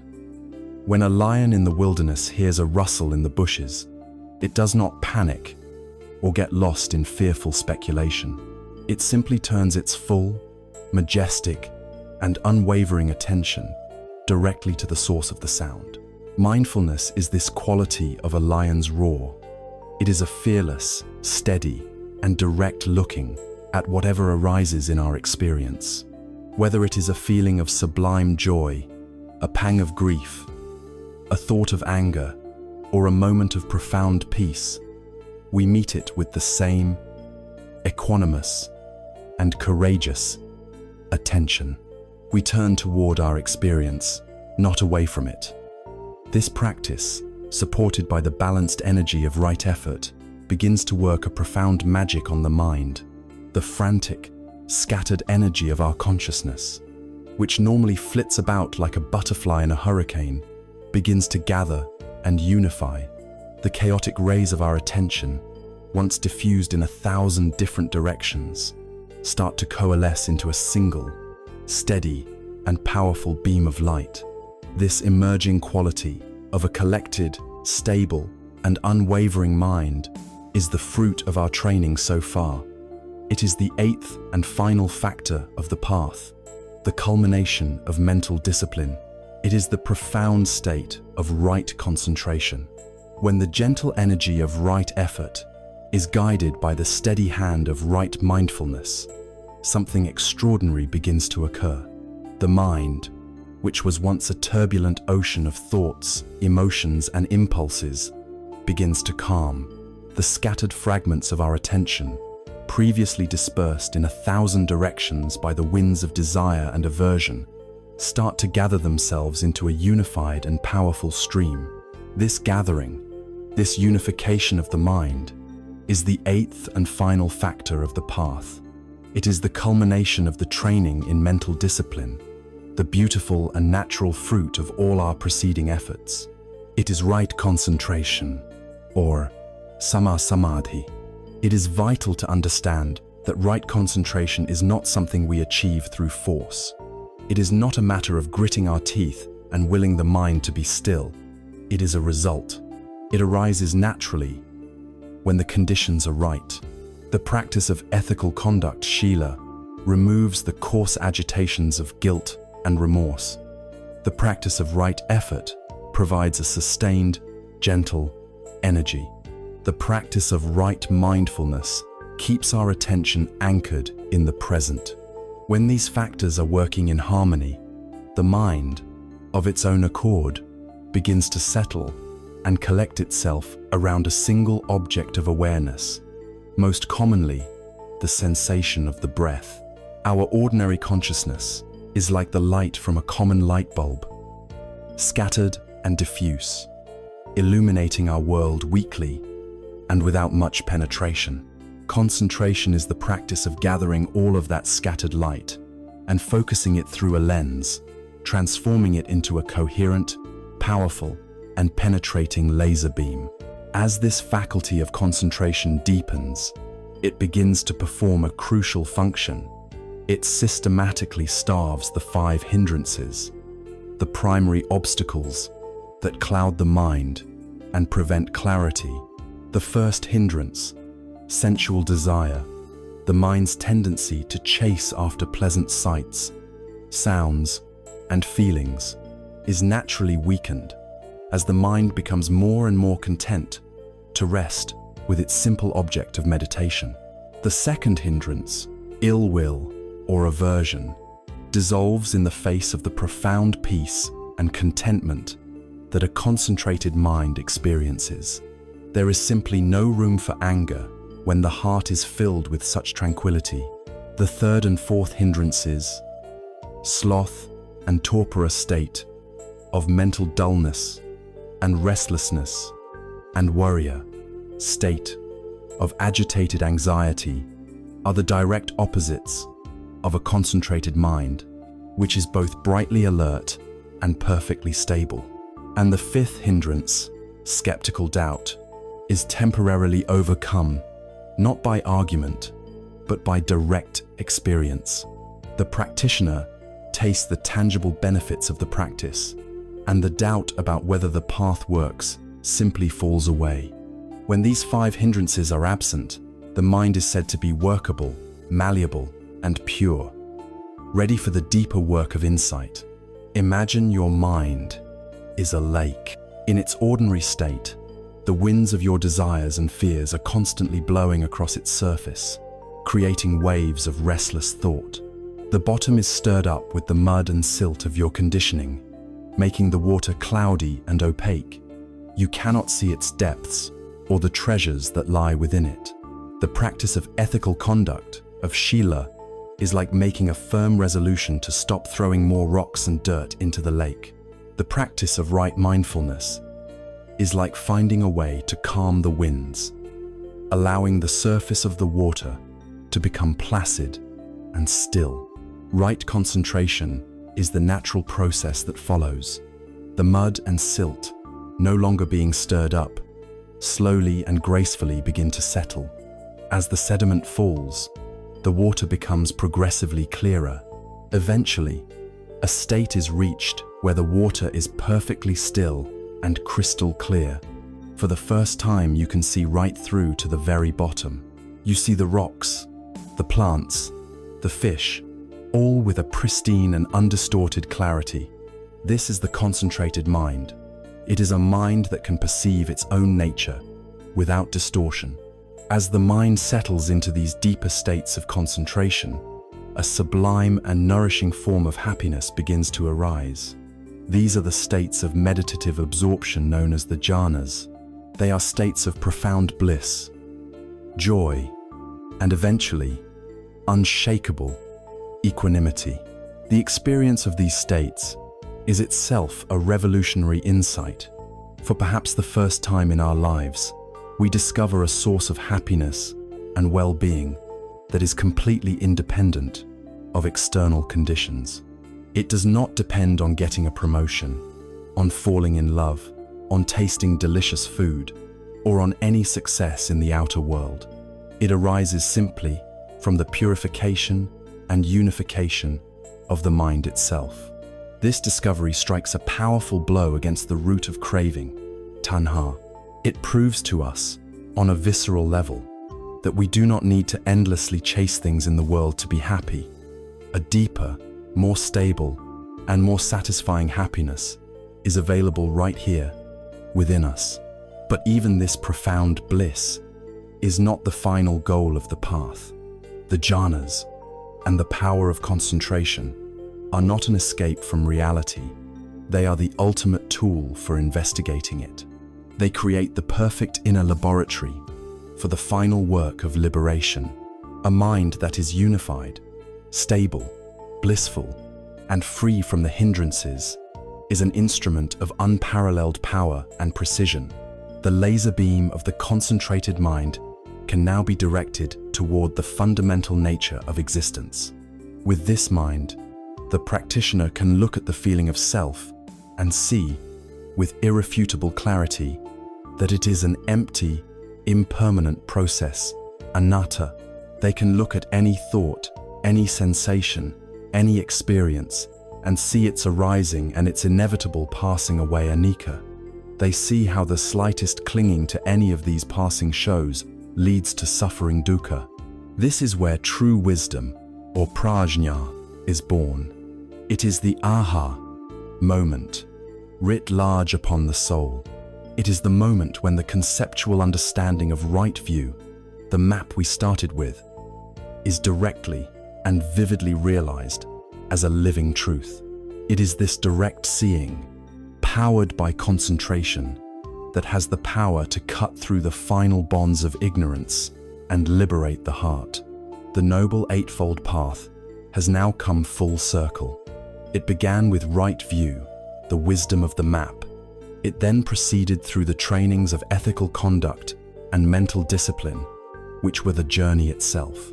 And it culminates here, in a concentrated mind so pure and powerful that it can realize that right view directly, transforming it from a mere concept into a liberating reality. The trainings in ethics, mental discipline, and wisdom are not separate, but are three aspects of a single unified path, each strengthening and depending on the others. With this concentrated, stable, and purified mind, we are now fully equipped to explore the world with a new depth of vision. We can now investigate the subtle laws that govern our lives, not as a matter of belief, but of direct perception. And the most fundamental of these laws, the one that underpins the entire ethical and spiritual dynamic of our existence, is the universal law of cause and effect, the law of karma. With a mind that has been rendered calm, clear, and steady through the practice of concentration, we are now able to perceive the world with a new depth and clarity. We can begin to see the subtle, underlying laws that govern our experience, not as a matter of faith, but as a directly observable reality. The most fundamental and consequential of these laws, the principle that underpins the entire ethical framework of the path, is the law of karma, or, as it is more widely known, karma. No concept from the East has been more famous, and perhaps more misunderstood, than this one. So before we proceed, we must clear the ground. Karma is not fate. It is not destiny. It is not a system of reward and punishment meted out by some cosmic judge. It is a simple, impersonal, and profound natural law, as fundamental to the moral universe as gravity is to the physical one. It is the law of cause and effect applied to our intentional actions. The Pali word kamma literally means action, but the Buddha gave it a very specific and psychological definition. Kamma, he said, is cetana volition, intention, or will. It is the intention, the motive, the quality of the heart behind our actions that is the real seed of karma. The physical action is merely the outward expression of this inner intention. To accidentally step on an insect while walking is a tragedy, but it does not carry the same karmic weight as intentionally crushing it out of anger. The external act may be similar, but the internal intention, the karma, is worlds apart. It is this volitional impulse, manifesting through our thoughts, our words, and our physical deeds, that plants a seed in the mind. And every seed, according to its nature, will inevitably grow and bear a corresponding fruit. This fruit, the result of our actions, is called vipaka. The mechanics of this law are beautifully simple.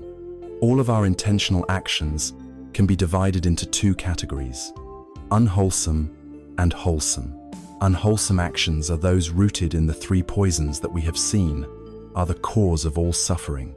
They are actions motivated by greed, craving, and obsessive attachment, actions motivated by hatred, anger, and aversion, and actions motivated by delusion, confusion, and ignorance. When we lie to get something we want, when we speak a harsh word out of anger, when we act selfishly out of the deluded belief that our happiness is separate from the happiness of others, we are planting an unwholesome seed. The fruit that grows from such a seed will, inevitably, be some form of suffering, for ourselves and for others. Wholesome actions, on the other hand, are those rooted in the opposites of the three poisons. They are actions motivated by generosity and non-attachment, actions motivated by loving, kindness, and goodwill, and actions motivated by wisdom and clarity. When we give freely without expecting anything in return, when we respond to a difficult situation with patience and compassion, when we act from a place of understanding our interconnectedness, we are planting a wholesome seed. The fruit that grows from such a seed will, inevitably, be some form of happiness, peace, and well-being. Imagine a wise farmer who wishes to harvest a field of golden, nourishing wheat. The farmer understands the fundamental law of agriculture. You reap what you sow. Would this farmer go out into his field, scatter thistle and weed seeds, and then get on his knees and pray to the heavens for a crop of wheat? The idea is absurd. It violates a basic law of nature. To get wheat, the farmer must consciously and deliberately plant wheat seeds. This is our practice of wholesome, intentional action. But planting the seed is not enough. The farmer must then tend to the field, providing the right conditions for growth. He must water the seeds, ensure they get sunlight, and pull out the weeds that threaten them. This is our practice of right effort and right mindfulness. The harvest does not then appear magically overnight. It ripens according to its own natural time. This is the fruit, the vipaka, of our karma. This parable makes it clear that karma is not a mystical force, but a pragmatic, agricultural process. It puts the power and the responsibility for the harvest of our lives squarely in our own hands.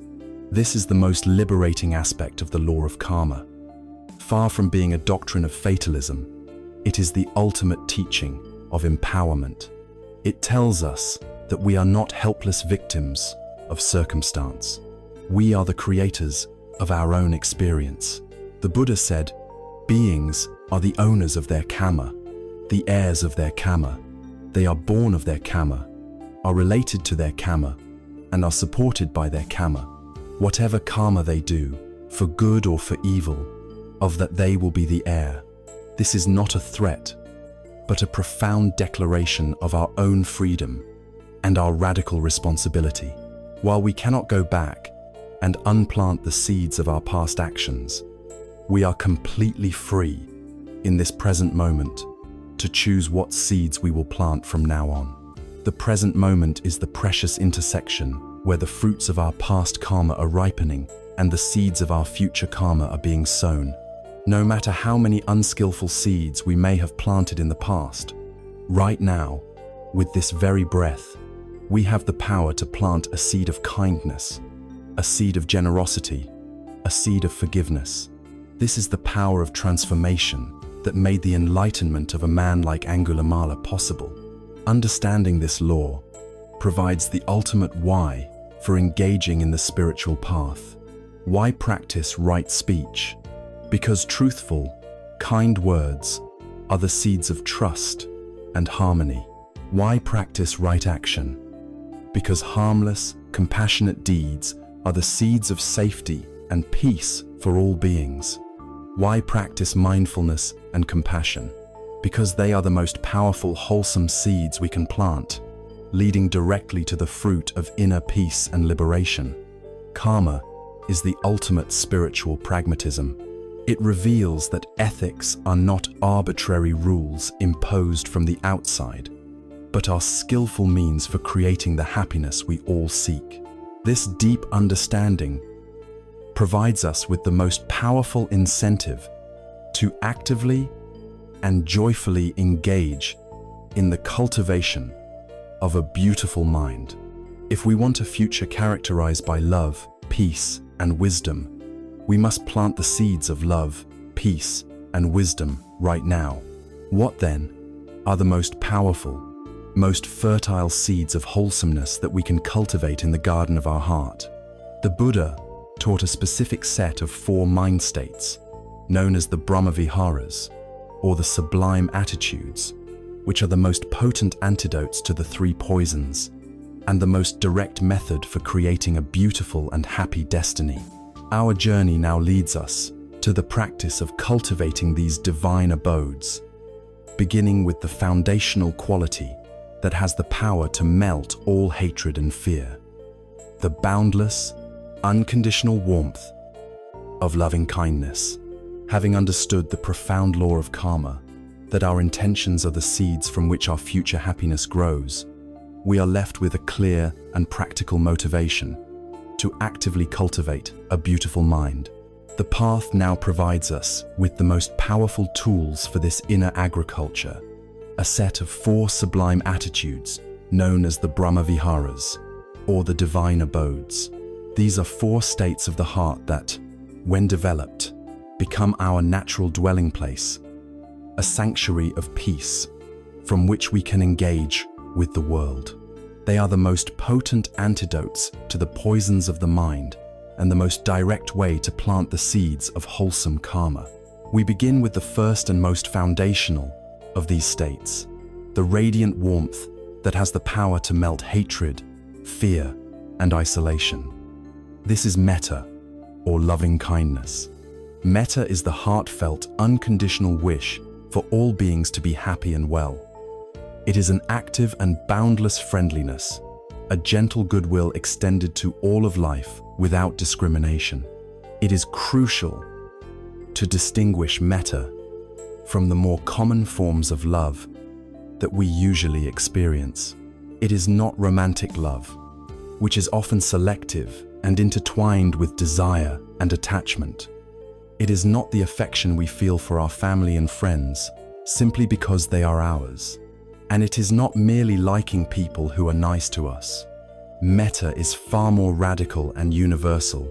It is like the light and warmth of the sun, which shines down on the saint and the sinner, the flower and the weed, the beautiful and the plain, all with equal and impartial generosity.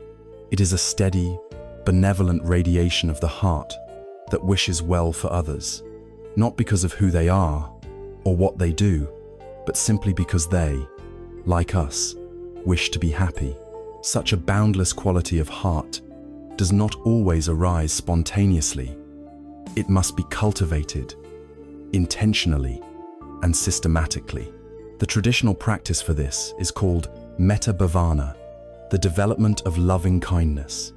It is a meditation that unfolds in a series of stages, like the gentle opening of a flower. The first and most essential stage begins with ourselves. We cannot offer a cool drink to others from an empty cup. If our own heart is filled with self-criticism and ill will, any kindness we try to extend to others will feel hollow and contrived. So, we begin by turning the warmth of metta inward. Finding a quiet posture, we silently repeat phrases directed to our own being. May I be happy. May I be well. May I be safe. May I live with ease. For many of us, conditioned by a lifetime of self-judgment, this can be the most difficult step, but it is the most necessary. It is the act of becoming a friend to ourselves, of planting the seed of kindness in the soil of our own heart. Once a genuine feeling of warmth and friendliness begins to stir, we move to the second stage. We bring to mind a respected or dear person. This could be a teacher, a close friend, or a benefactor, someone for whom our affection flows easily. We hold their image in our mind and extend the same wishes to them. May you be happy. May you be well. May you be safe. May you live with ease. This stage is meant to be easy.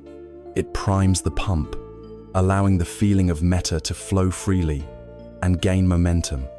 From here, we stretch the muscle of the heart by moving to the third stage, a neutral person. We think of someone we encounter in our daily life, but for whom we have no strong feelings, a cashier at the grocery store, a person we pass on our commute. We extend the same phrases of metta to them, consciously breaking down the walls of indifference that separate us from most of humanity and recognizing their essential wish for happiness, just like our own. The fourth stage is the most challenging and the most transformative. We bring to mind a difficult person, someone with whom we have conflict or for whom we feel resentment. As a radical act of spiritual practice, we attempt to extend the same wishes of metta to them. This is not about condoning their harmful actions or forcing a superficial forgiveness. It is a practice for our own liberation. It is the recognition that holding on to hatred is a prison, and metta is the key that unlocks the door from the inside. We wish for them to be happy, understanding that happy, peaceful people do not cause harm. Their unskillful actions arise from their own suffering and delusion. By wishing them well, we are wishing for an end to the very causes of their harmful behavior. And more importantly, we are freeing our own heart from the corrosive poison of anger. Finally, in the fifth stage, we let the feeling of metta become boundless. We radiate it out in all directions, north, south, east, west, above and below, to all beings everywhere, without exception. Friends, enemies, neutral people, humans, animals, beings seen and unseen, in all realms of existence. May all beings without exception be happy. The heart, when trained in this way, breaks down all barriers and becomes a limitless source of benevolent warmth. The power of metta is not merely a sweet sentiment, it is a tangible force that can transform the world. This is powerfully illustrated in the story of the Buddha and the raging elephant, Nalagiri. The Buddha's jealous cousin, Devadatta, conspired to have him killed. He arranged for the ferocious royal elephant, Nalagiri, to be intoxicated with alcohol and then unleashed into the narrow lane where the Buddha was walking on his morning alms round. When the people saw the enraged elephant charging, they screamed and fled in terror. The Buddha's loyal attendant, Ananda, bravely tried to shield him by standing in the elephant's path, but the Buddha gently instructed him to step aside. The Buddha did not run or fight. He simply stood his ground, looked directly at the charging beast, and radiated a powerful, silent wave of pure metta. It is said that as this energy of loving kindness washed over the elephant, a miraculous change occurred. The beast's drunken rage began to subside. Its frantic charge slowed to a walk, and then to a halt. The fire in its eyes cooled. It walked peacefully toward the Buddha, lowered its massive head, and knelt before him, as if in reverence. The Buddha reached out and gently stroked the elephant's forehead, his loving kindness having completely tamed the beast's murderous fury. This story teaches us that metta is not a passive or weak emotion. It is a form of spiritual strength, a shield that protects, and a force that can pacify the raging elephants of hatred and violence, both in the outer world and, more importantly, within our own minds. Metta is the practice of becoming a true friend to the world.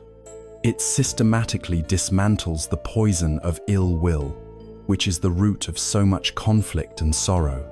It softens the heart, dissolves feelings of loneliness and isolation, and creates a mind that is flexible, warm, and fearless. But a heart that has been opened by metta will inevitably encounter the reality of pain. Being a friend to the world does not just mean wishing for others to be happy. It also means having the courage and stability to be present with them when they are suffering. What happens when our warm and friendly heart comes face to face with the dukkha of another being? A new, though intimately related, sublime quality is called for. The wish for all beings to be happy must be balanced and supported by the heartfelt wish for all beings to be free from their pain. This leads us directly from the abode of loving kindness to the abode of the trembling heart, the second sublime state of compassion. When the heart has been softened and opened by the unconditional warmth of loving kindness, it can no longer remain insulated from the world. Metta makes us sensitive, it makes us aware, it makes us a friend to all of life, and a friend does not turn away when they see another in pain. This is where the second of the four sublime abodes arises, a quality that is the natural and necessary companion to metta. It is karuna, or compassion. If metta is the sincere wish for all beings to find happiness, karuna is the equally sincere wish for all beings to be free from their suffering. It is the trembling of the heart in the face of pain, a profound empathy that is not overwhelmed by sorrow, but is instead moved to a state of profound care and a desire to help. It is vital to distinguish true compassion from its near enemies, the states of mind that look similar but are fundamentally different. The first of these is pity. Pity looks down from a position of superiority. It creates a distance between me, the one who is fine, and you, the poor, suffering one. Pity reinforces the other's sense of helplessness and our own sense of being separate and better off. Compassion, on the other hand, meets the other at eye level. It recognizes our shared vulnerability, our common experience of dukkha. The language of pity is, "Oh, you poor thing." The language of compassion is, "I understand this pain. I am with you in this." The second near enemy is what we might call empathic distress or overwhelming grief. This is when we feel another's pain so acutely that we become paralyzed by it. We are so swamped by their sorrow that we lose our own balance and become useless to both ourselves and them. This is ultimately a self-centered state. The focus shifts from the other's suffering to our own inability to bear it. True karuna, however, is balanced by wisdom and equanimity. It allows us to feel and connect with the suffering of another without being drowned by it. It is what gives a skilled doctor the ability to perform life-saving surgery with a steady hand, moved by compassion, but not crippled by panic. Metta and karuna are the two wings of a bird. Both are essential for flight. Metta is the great antidote to the poison of hatred and ill will. Karuna is the great antidote to the poison of cruelty and the desire to inflict harm. Metta is the sun that wishes to warm all of life. Karuna is the gentle rain that wishes to soothe all that is parched and in pain. To cultivate compassion, we must first have the courage to face suffering without turning away. And just like with loving kindness, this practice must begin with ourselves. We cannot offer true compassion to others if we are constantly at war with ourselves. We must learn to turn the gentle gaze of karuna inward, to our own failures, our own sorrows, our own insecurities. When we make a mistake, instead of meeting it with harsh self-criticism, we learn to meet it with the compassionate thought, "This is a moment of suffering. May I be gentle with myself. May I learn from this." By learning to hold our own pain with this tender awareness, we develop the capacity to hold the pain of others. The practice then extends outward through the art of deep listening. So often, when others share their pain, we are not truly listening.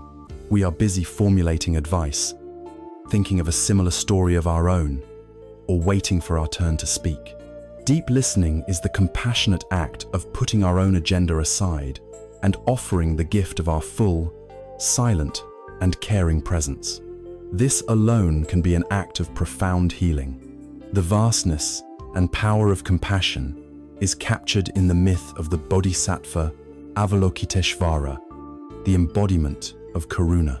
A bodhisattva is an enlightened being who has postponed their own final blissful nirvana out of a vow to remain in the world until all beings are free from suffering.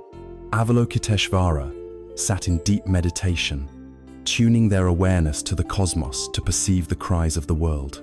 They heard the wail of a mother who had lost her child, the scream of a soldier dying on a battlefield, the silent terror of an animal caught in a trap, the lonely weeping of an abandoned elder. The Bodhisattva heard all the suffering from every corner of every realm, all at once. The sheer, unrelenting volume of this pain was so immense, so overwhelming, that their heart broke. Literally, their head exploded into 1,000 pieces from the unbearable weight of it all. At that moment, the celestial Buddha Amitabha, seeing this heroic act of compassion, gathered the shattered fragments. He reconstructed the Bodhisattva, not with one head, but with 11, to better perceive suffering from all directions. He gave them not 2 arms, but 1,000, and in the palm of each hand, he placed an eye. This new form allowed Avalokiteshvara to not only see and hear the cries of the world, but to have the 1,000 skillful means, the 1,000 arms of action, to respond to that suffering in whatever way was needed. This story teaches us that true compassion is not a passive or gentle sentiment. It requires immense courage to be willing to let our hearts break open to the reality of the world's pain. But it also teaches that compassion is not paralysis. It is an active, responsive force that gives rise to wise and skillful action, reaching out with its many arms to soothe, to heal, and to help. Compassion is often mistaken for a weakness, a soft emotion. In truth, it is one of the greatest sources of strength. It is the antidote to fear. When our actions are motivated by our own small, self-serving concerns, desire for wealth, status, or power, we are constantly anxious, constantly afraid of losing what we have. But when our actions are motivated by a deep and genuine compassion for others, we tap into a much larger source of energy. Our personal fears begin to seem less important. We find a resilience and a courage we never thought we had. Compassion is the engine that has fueled the work of the world's greatest humanitarians, healers, and social reformers. It dissolves the illusion of a separate self and connects us to the vast web of our shared humanity, giving our lives a profound and unshakable sense of purpose. With a heart now cultivated in both loving kindness and compassion, we have developed a powerful and positive orientation to the world. We wish for all beings to be happy, and we wish for all beings to be free from their pain. We have the warmth of the sun and the healing quality of the rain, but a new challenge for the open heart can now arise. What happens when our wish for another to be happy is fulfilled? What is our response when we see others who are not suffering, but who are, in fact, successful, joyful, and prosperous? Can our hearts share in their good fortune? Or does a subtle poison, the poison of envy and comparison, begin to creep in? To truly complete the cultivation of a beautiful heart, we must learn to rejoice in the joy of others. This leads us to the third sublime abode, the radiant practice of sympathetic joy. With a heart that has been cultivated in loving kindness and compassion, we have learned to meet the world with both warmth and strength. We wish for all beings to be happy, and we wish for them to be free from their suffering. But the open heart faces another, more subtle challenge. What is our response when our wish for another's happiness comes true? What happens when we witness the success, the joy, and the good fortune of others? Can our heart truly rejoice with them? Or does a subtle poison begin to seep in the poison of comparison, the sting of envy? This is where the third of the sublime abodes, the radiant practice of mudita, or sympathetic joy, comes to purify the heart. Mudita is the genuine, unselfish joy that arises in response to the happiness and success of another. It is the direct and powerful antidote to the states of envy and jealousy, which are among the most corrosive and painful afflictions of the human mind. In our modern culture, particularly, we are conditioned from a young age to compete and compare. We are taught, implicitly and explicitly, that life is a zero-sum game, that another person's success somehow diminishes our own. Social media becomes a relentless highlight reel of others' achievements, travels, and perfect relationships, feeding a constant, low-grade sense of inadequacy and lack within us. This feeling of envy is a state of profound, self-inflicted suffering. When we are envious, we are pained by another person's happiness. The irony is that our envy does absolutely nothing to harm the other person. It only poisons our own heart, filling it with bitterness and resentment. Mudita is the radical act of reversing this toxic habit. It is the conscious and joyful choice to celebrate the good fortune of others as if it were our own. It comes from the deep understanding that happiness is not a limited commodity. It is not a pie where another's slice makes our own smaller. In fact, the opposite is true. Joy, when shared, only multiplies. To cultivate mudita is to actively look for the happiness in the world and to participate in it. We can start small. We can feel a flicker of joy when we see strangers laughing together in a park. We can feel a genuine sense of gladness when a colleague receives praise for their hard work. We can feel our heart lift when a friend shares good news. When the habitual thought of comparison or envy arises, why them and not me? We learn to recognize it mindfully. We see it as a familiar, painful pattern, a toxic weed in the garden of the mind. And then, we deliberately plant a different seed. We intentionally shift our focus, thinking, how wonderful for them. They are experiencing happiness. May that happiness continue and grow.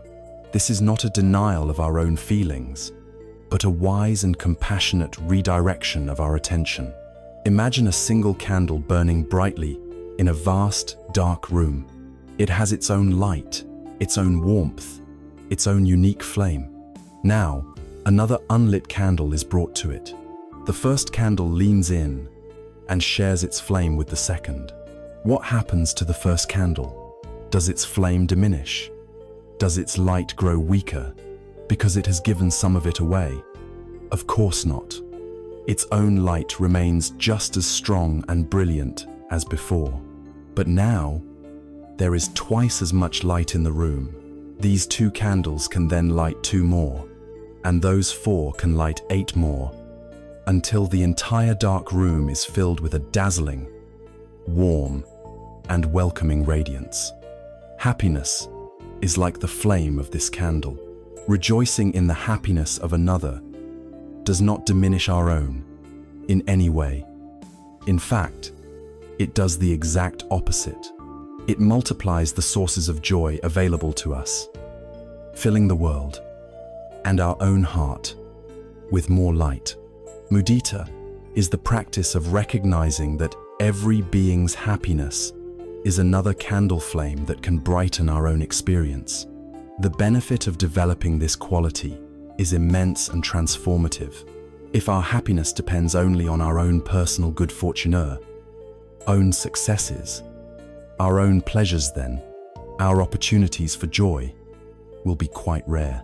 We will spend the vast majority of our lives in a state of neutral waiting or active dissatisfaction, restlessly striving for the next personal victory. But if we can learn to feel genuine joy in the happiness of every being we encounter, our opportunities for happiness become limitless. The world ceases to be a competitive arena and becomes, instead, a vast and varied garden of delights. The laughter of a child on the street becomes a source of our own joy. The success of a rival becomes a reason to celebrate the flourishing of human potential. The simple contentment of a stranger sitting on a park bench becomes a gift to our own heart. This practice frees us from the exhausting, isolating prison of the ego's endless comparison game. It connects us to others in the most positive and uplifting way possible, allowing us to share in the wealth of happiness that is constantly unfolding all around us. Mudita, then, is the practice of becoming a connoisseur of joy, celebrating its appearance wherever we find it. It completes the set of active, engaged attitudes of the heart. With metta, our heart is a warm and open friend to all. With karuna, our heart is a compassionate refuge for all who suffer. And with mudita, our heart is a joyful participant in all the happiness the world has to offer.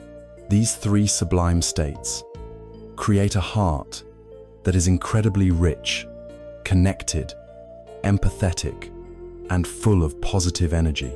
But such a deeply engaged and open heart, feeling the joys and sorrows of the world so intimately, could easily become overwhelmed. It could be thrown off balance by the constant, unpredictable waves of life's inevitable changes, by gain and loss, by praise and blame, by pleasure and pain. To hold this much love, this much compassion, and this much joy with unwavering stability, a fourth and final quality is needed. We need an anchor for the heart, a center of profound stillness in the midst of the storm. This leads us to the culmination of these four divine abodes, the unshakable peace of the fourth sublime state, equanimity. We have cultivated a heart of boundless loving kindness, wishing for all beings to be happy. We have opened that heart to the suffering of the world with courageous compassion, wishing for all beings to be free from their pain.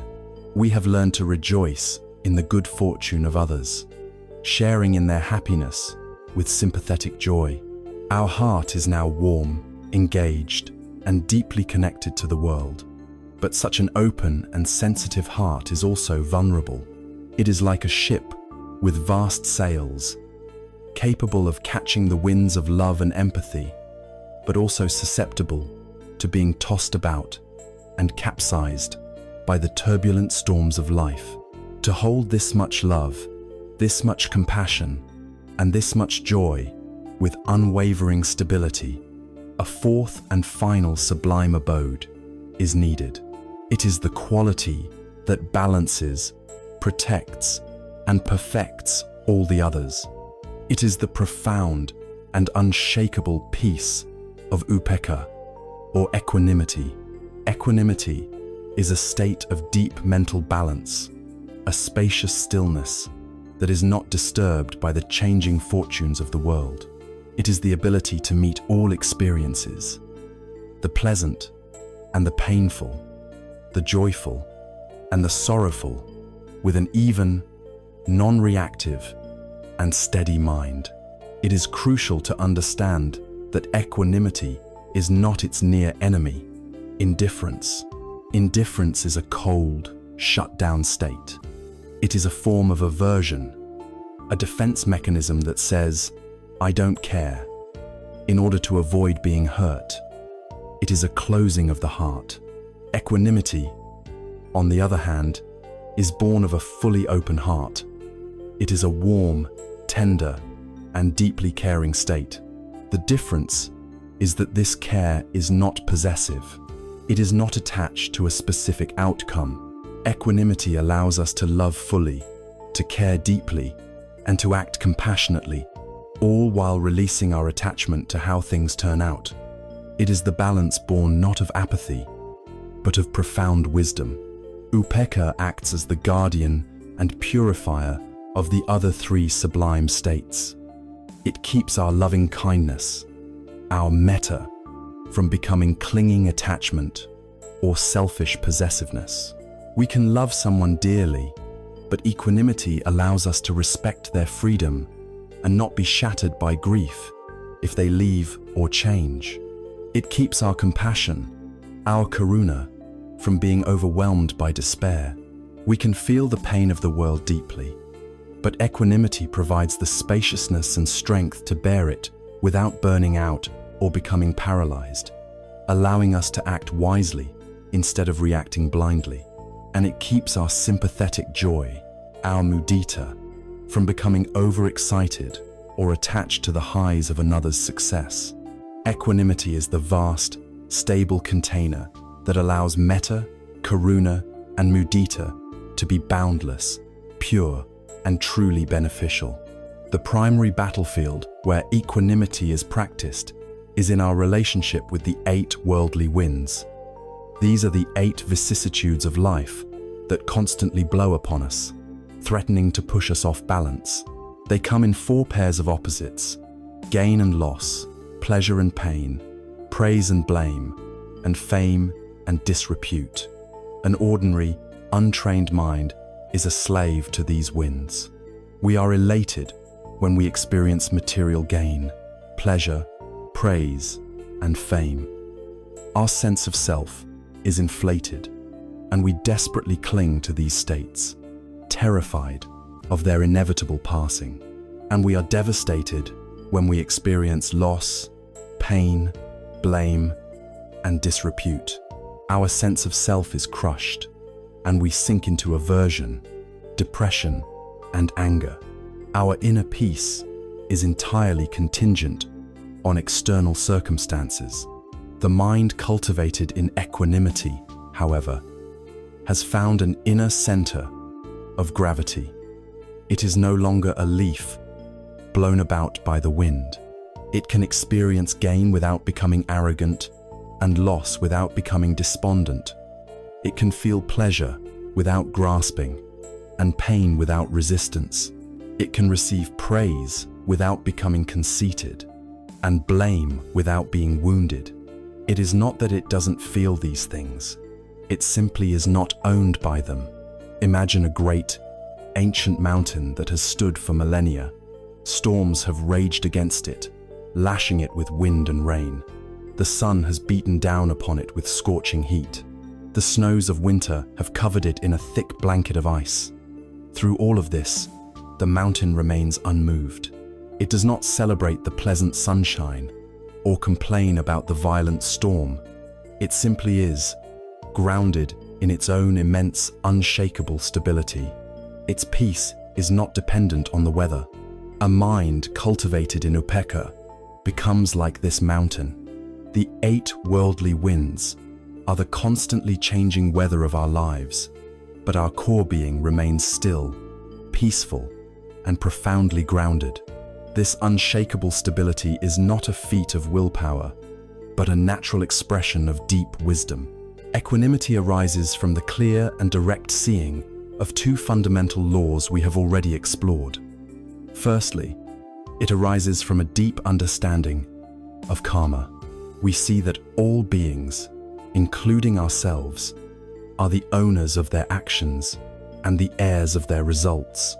We can offer our love, our compassion, our help, and our joy, but we cannot control the karmic unfolding of another's life. This understanding frees us from the impossible burden of trying to fix everyone and control every outcome. We do our best, and then we let go, respecting the mysterious and complex web of cause and effect. Secondly, and most powerfully, equanimity arises from the visceral, moment-to-moment understanding of anicca, or impermanence. We know, not just intellectually but in our bones, that all these states are temporary. The pleasure we are feeling now will pass. The pain we are feeling now will also pass. The praise will fade. The blame will be forgotten. By seeing this endless rising and falling, we stop clinging and we stop resisting. We learn to rest in the natural, effortless flow of life itself. Upekkha is the crowning jewel of the 4 sublime states. It brings the heart into a state of perfect harmony, warm and loving, yet spacious and free, deeply compassionate, yet resilient and strong, joyfully engaged, yet peacefully detached. It is the serene confidence of a heart that has found its true home, a peace that does not depend on anything in the outside world. With the development of these 4 divine abodes, we now have a complete inner toolkit for cultivating a truly beautiful and unshakable heart. We have metta as the antidote for hatred, karuna as the antidote for cruelty, mudita as the antidote for envy, and upekkha as the antidote for the endless turbulence of life. The path has now equipped us with the penetrating insight of mindfulness and the profound resilience of these heart practices. The next step is to learn how to apply this potent combination in the dynamic, messy reality of our daily lives, to work directly with the raw energy of our most difficult emotions, and to alchemize the very lead of our suffering into the gold of wisdom. The path has now led us to a place of profound inner resource. We have the clear seeing of mindfulness, the balanced energy of effort, the stability of concentration, and a heart cultivated in the 4 sublime abodes of love, compassion, joy, and equanimity. We have built a beautiful inner home, but life will inevitably continue to knock at our door, bringing with it the familiar and often unwelcome visitors of anger, fear, grief, and despair. A spiritual path that cannot handle the raw, messy, and painful reality of our emotional lives is of little use. The great gift of this path is not that it promises to stop these difficult visitors from arriving. Its promise is that it teaches us how to be a gracious, wise, and fearless host. It teaches us the sacred alchemy of how to transform the garbage of our suffering into the fragrant flowers of wisdom and compassion. The untrained mind has only 2 responses to a difficult emotion. The first is to suppress it. When anger or fear arises, we push it down, we deny it, we distract ourselves, we pretend we are not angry, we tell ourselves we are not afraid.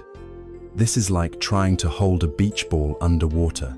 It takes immense energy, and eventually, the ball will shoot up with an explosive and uncontrollable force, often at an inappropriate time. The second response is to indulge it. We are swept away by the emotion completely. We become the anger, lashing out with harsh words and actions. We become the despair, drowning in a sea of sorrow. We become the fear, paralyzed and small. Both of these, path suppression and indulgence only, lead to more suffering. They either poison us from within or cause harm to the world without. The Buddha taught a third way, a middle path of emotional transformation. This path has 2 key movements: to embrace and to look deeply. The first movement is to embrace. When a strong, difficult emotion like anger arises, it feels like a fire burning in our chest, a crying baby screaming for attention. Our instinct is to run away from it or to yell at it to be quiet. The practice of mindfulness invites us to do the opposite. We turn toward the emotion. We embrace it with the tender, non-judgmental attention of a mother holding her crying child. A good mother does not yell at her baby to stop crying. She doesn't ignore it. She picks the baby up, holds it close, and simply says, "I am here for you. I will hold you." In the same way, we use our mindful breathing to hold our anger. We breathe in and say to ourselves, breathing in, "I know that anger is here." We acknowledge its presence without judgment. We breathe out and say, breathing out, "I am taking care of my anger." We are not the anger, but we are also not its enemy. We are the loving awareness that can hold it, soothe it, and allow its raw energy to be felt without being acted upon. This simple act of turning towards and embracing our pain with mindful awareness is a radical act of self-compassion. It immediately stops the cycle of resistance that is the primary fuel for our suffering. Once the emotion is held in this gentle embrace, we can begin the second movement, to look deeply. We create a little bit of space by naming the emotion. We simply note in our mind, anger, anger, or fear, fear. This simple act is incredibly powerful. It depersonalizes the emotion. The thought "I am angry" implies that my entire being is consumed by anger. The observation, "there is anger," reframes the experience. Anger is a temporary, impersonal energy that is currently passing through the space of my awareness. I am the space, not the storm passing through it. This creates a space of clarity, and in that space, we can begin to investigate. We can ask our anger with genuine curiosity, "Hello, my old friend. Where have you come from today? What are you trying to protect? What is the pain that lies beneath you?" When we look deeply into the energy of anger, we will almost always find a tender, vulnerable spot underneath. We find the pain of being hurt, misunderstood, or unheard, or we find the cold grip of fear. The anger was just the fierce guard dog, trying to protect a wounded heart. When we look deeply into our sadness, we almost always find the roots of attachment, a clinging to something that, by its very nature, is impermanent. When we look deeply into our fear, we almost always find we are afraid of a future that has not yet happened. A phantom, created by our own mind. This is the great alchemy of the path. We learn to use our difficult emotions as messengers, as teachers.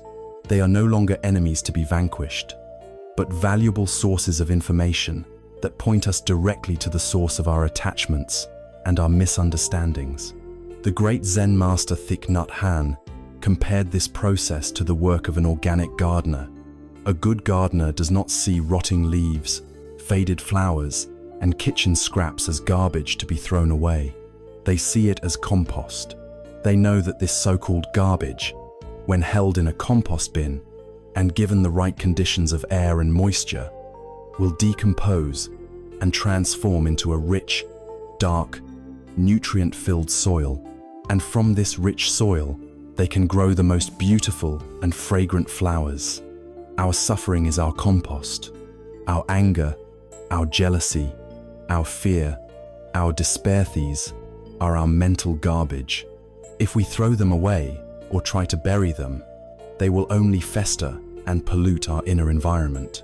But if we learn how to hold them with the warmth of our mindful awareness, just as the compost bin holds the scraps, they too will decompose. They too will transform. The energy of our anger, when looked at deeply, transforms into the flower of understanding and compassion. We understand the hurt that caused the anger, and we can have compassion for ourselves and even for the person who hurt us. The energy of our fear, when held with tenderness, transforms into the flower of non-attachment and trust in the present moment. The energy of our despair, when embraced without judgment, transforms into the flower of deep connection with the suffering of all beings. This is not a one-time practice. It is the ongoing work of a lifetime.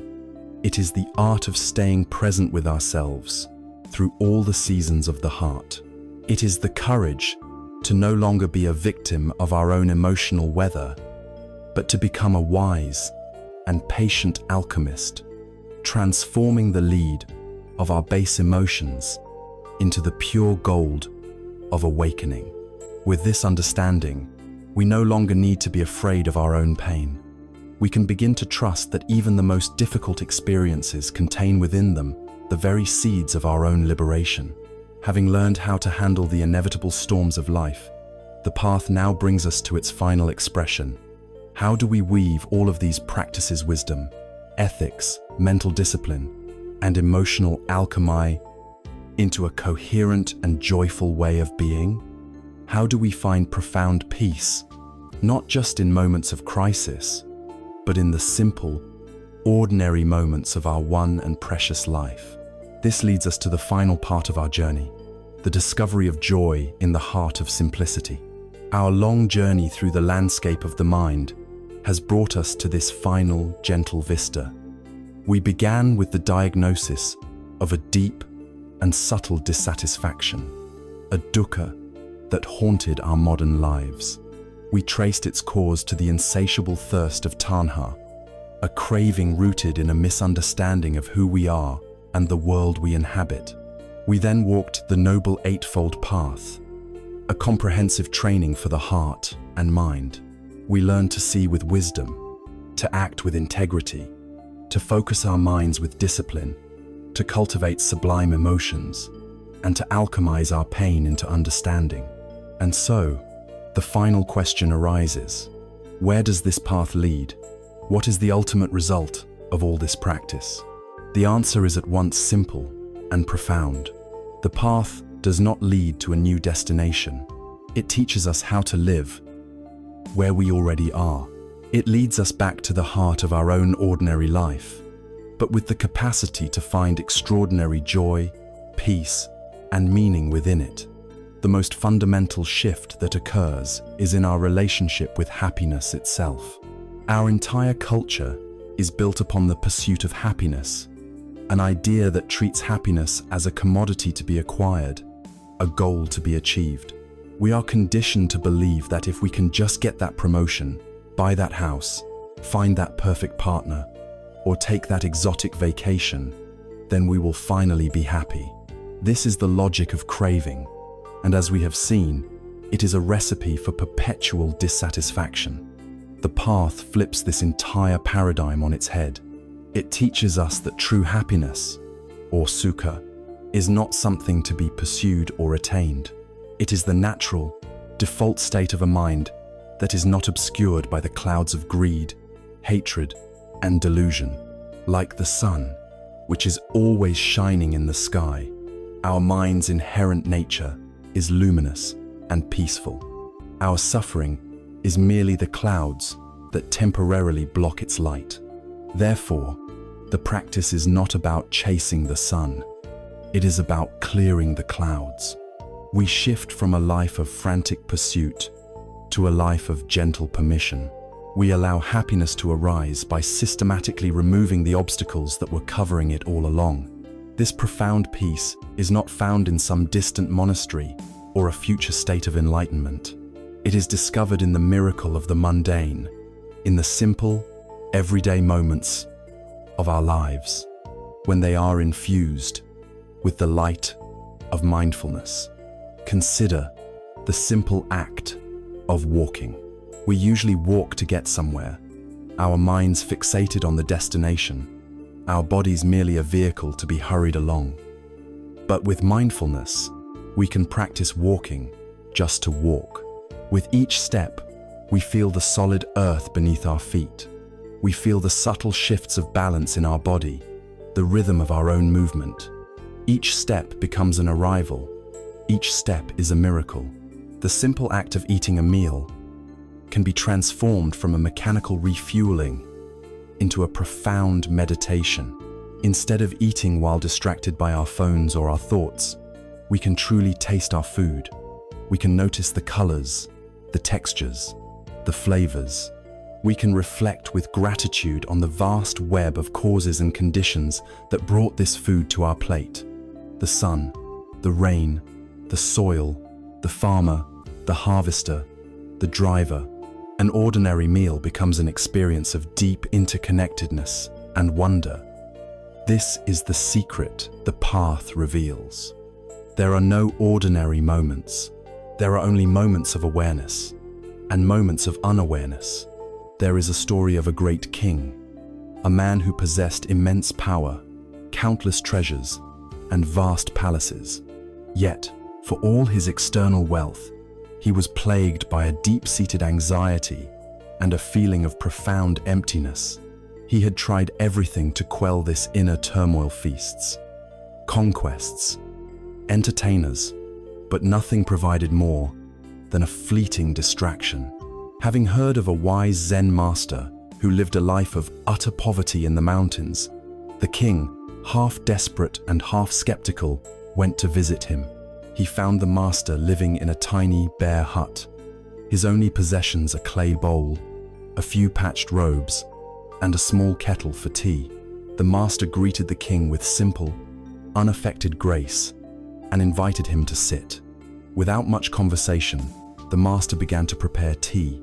He did so with complete, unhurried, and silent attention. He washed the cups, measured the leaves, heated the water, and poured the tea. The only sounds were the gentle clink of pottery and the hiss of steam. He offered a cup to the king. The king, sitting in this small, simple hut, surrounded by a silence and stillness he had never known, took the cup in his hands. He felt its warmth. He smelled its fragrance. He took a sip, and in that simple, unadorned moment, a wave of profound peace washed over him, a contentment so deep and authentic, it brought tears to his eyes. In the presence of a mind that was completely at peace with having nothing, the king discovered the source of his own poverty, a poverty of the spirit that no amount of treasure could cure. The master's joy was not dependent on what he had. It was dependent on the quality of his mind. This is the great joy of simplicity that the path reveals. The intention of renunciation we cultivated earlier is not a grim punishment, but a joyful unburdening. We learn to let go of unnecessary complexities, both in our material lives and in our mental lives. We discover that true wealth lies not in having many things, but in having few wants. We declutter our minds from the endless cycles of worry, planning, and rumination. And in the space that is created, we discover the peace that was always there, waiting underneath. This is the whisper of silence that has been the theme of our journey. Peace is not the absence of the noise of the world. It is the discovery of the inner silence, the spacious awareness in which all the noise of the world can arise and pass away without disturbing our core of being. This inner silence is our ultimate refuge, a home we can return to in any moment, with any breath. Thus, the entire journey of the path brings us full circle. It takes us from a state of complex suffering to a state of simple, profound joy. It guides us away from the frantic search for happiness in the external world and leads us back to the inexhaustible wellspring of peace within our own heart. We learn that liberation is not about becoming someone new. It is about unlearning all the habits of thought and action that prevent us from being who we truly are. It is the process of returning home to the luminous, peaceful, and compassionate nature of our own mind. This journey, from the recognition of suffering to the discovery of joy in the heart of the present moment, is the great and timeless promise of this ancient path. We began this journey in the quiet solitude of a modern room with a figure named Alex, or Sarah, or perhaps with you, sitting in the blue light of a screen. We began with a feeling, a deep and restless sense of dissatisfaction, the feeling of being hyper-connected to everything but our own heart. We saw a life full of possessions but lacking in peace, a mind full of information but starved of wisdom. That was the diagnosis of our modern condition, the truth of dukkha. From there, we walked a long and ancient path. We journeyed into the heart of that suffering and found its cause in the relentless thirst of craving. We looked into the very nature of the self and the world and found not solid ground, but an ever-changing, magnificent, and interdependent flow. And then, having understood the nature of our prison, we were given the key. We were given the Noble Eightfold Path, not as a set of rules, but as a curriculum for freedom. We learned to cultivate a view that sees reality with clarity and compassion. We learned to align our intentions with our deepest desire for peace. We began the work of purifying our lives through our speech, our actions, and our livelihood, creating a foundation of blamelessness. From that stable ground, we turned inward, training the mind with balanced effort, moment-to-moment mindfulness, and unifying concentration.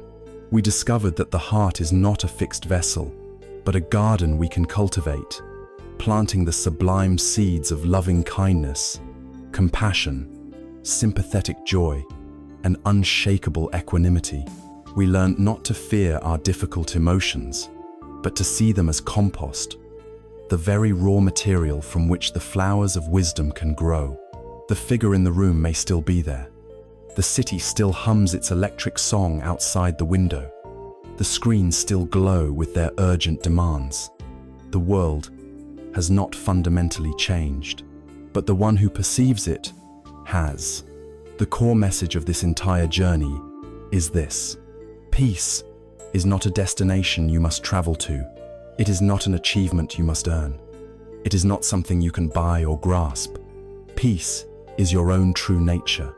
It is the natural state of a mind that is not agitated by craving or clouded by delusion.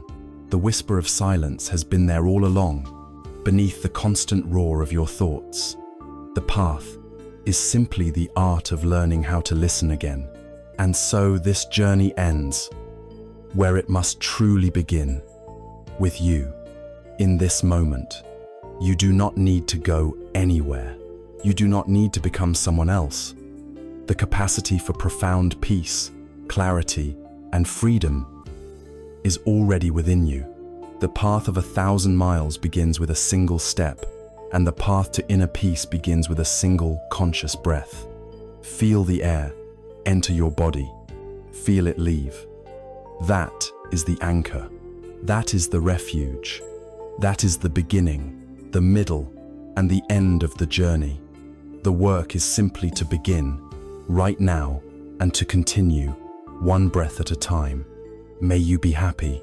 May you be well. May you be free from suffering.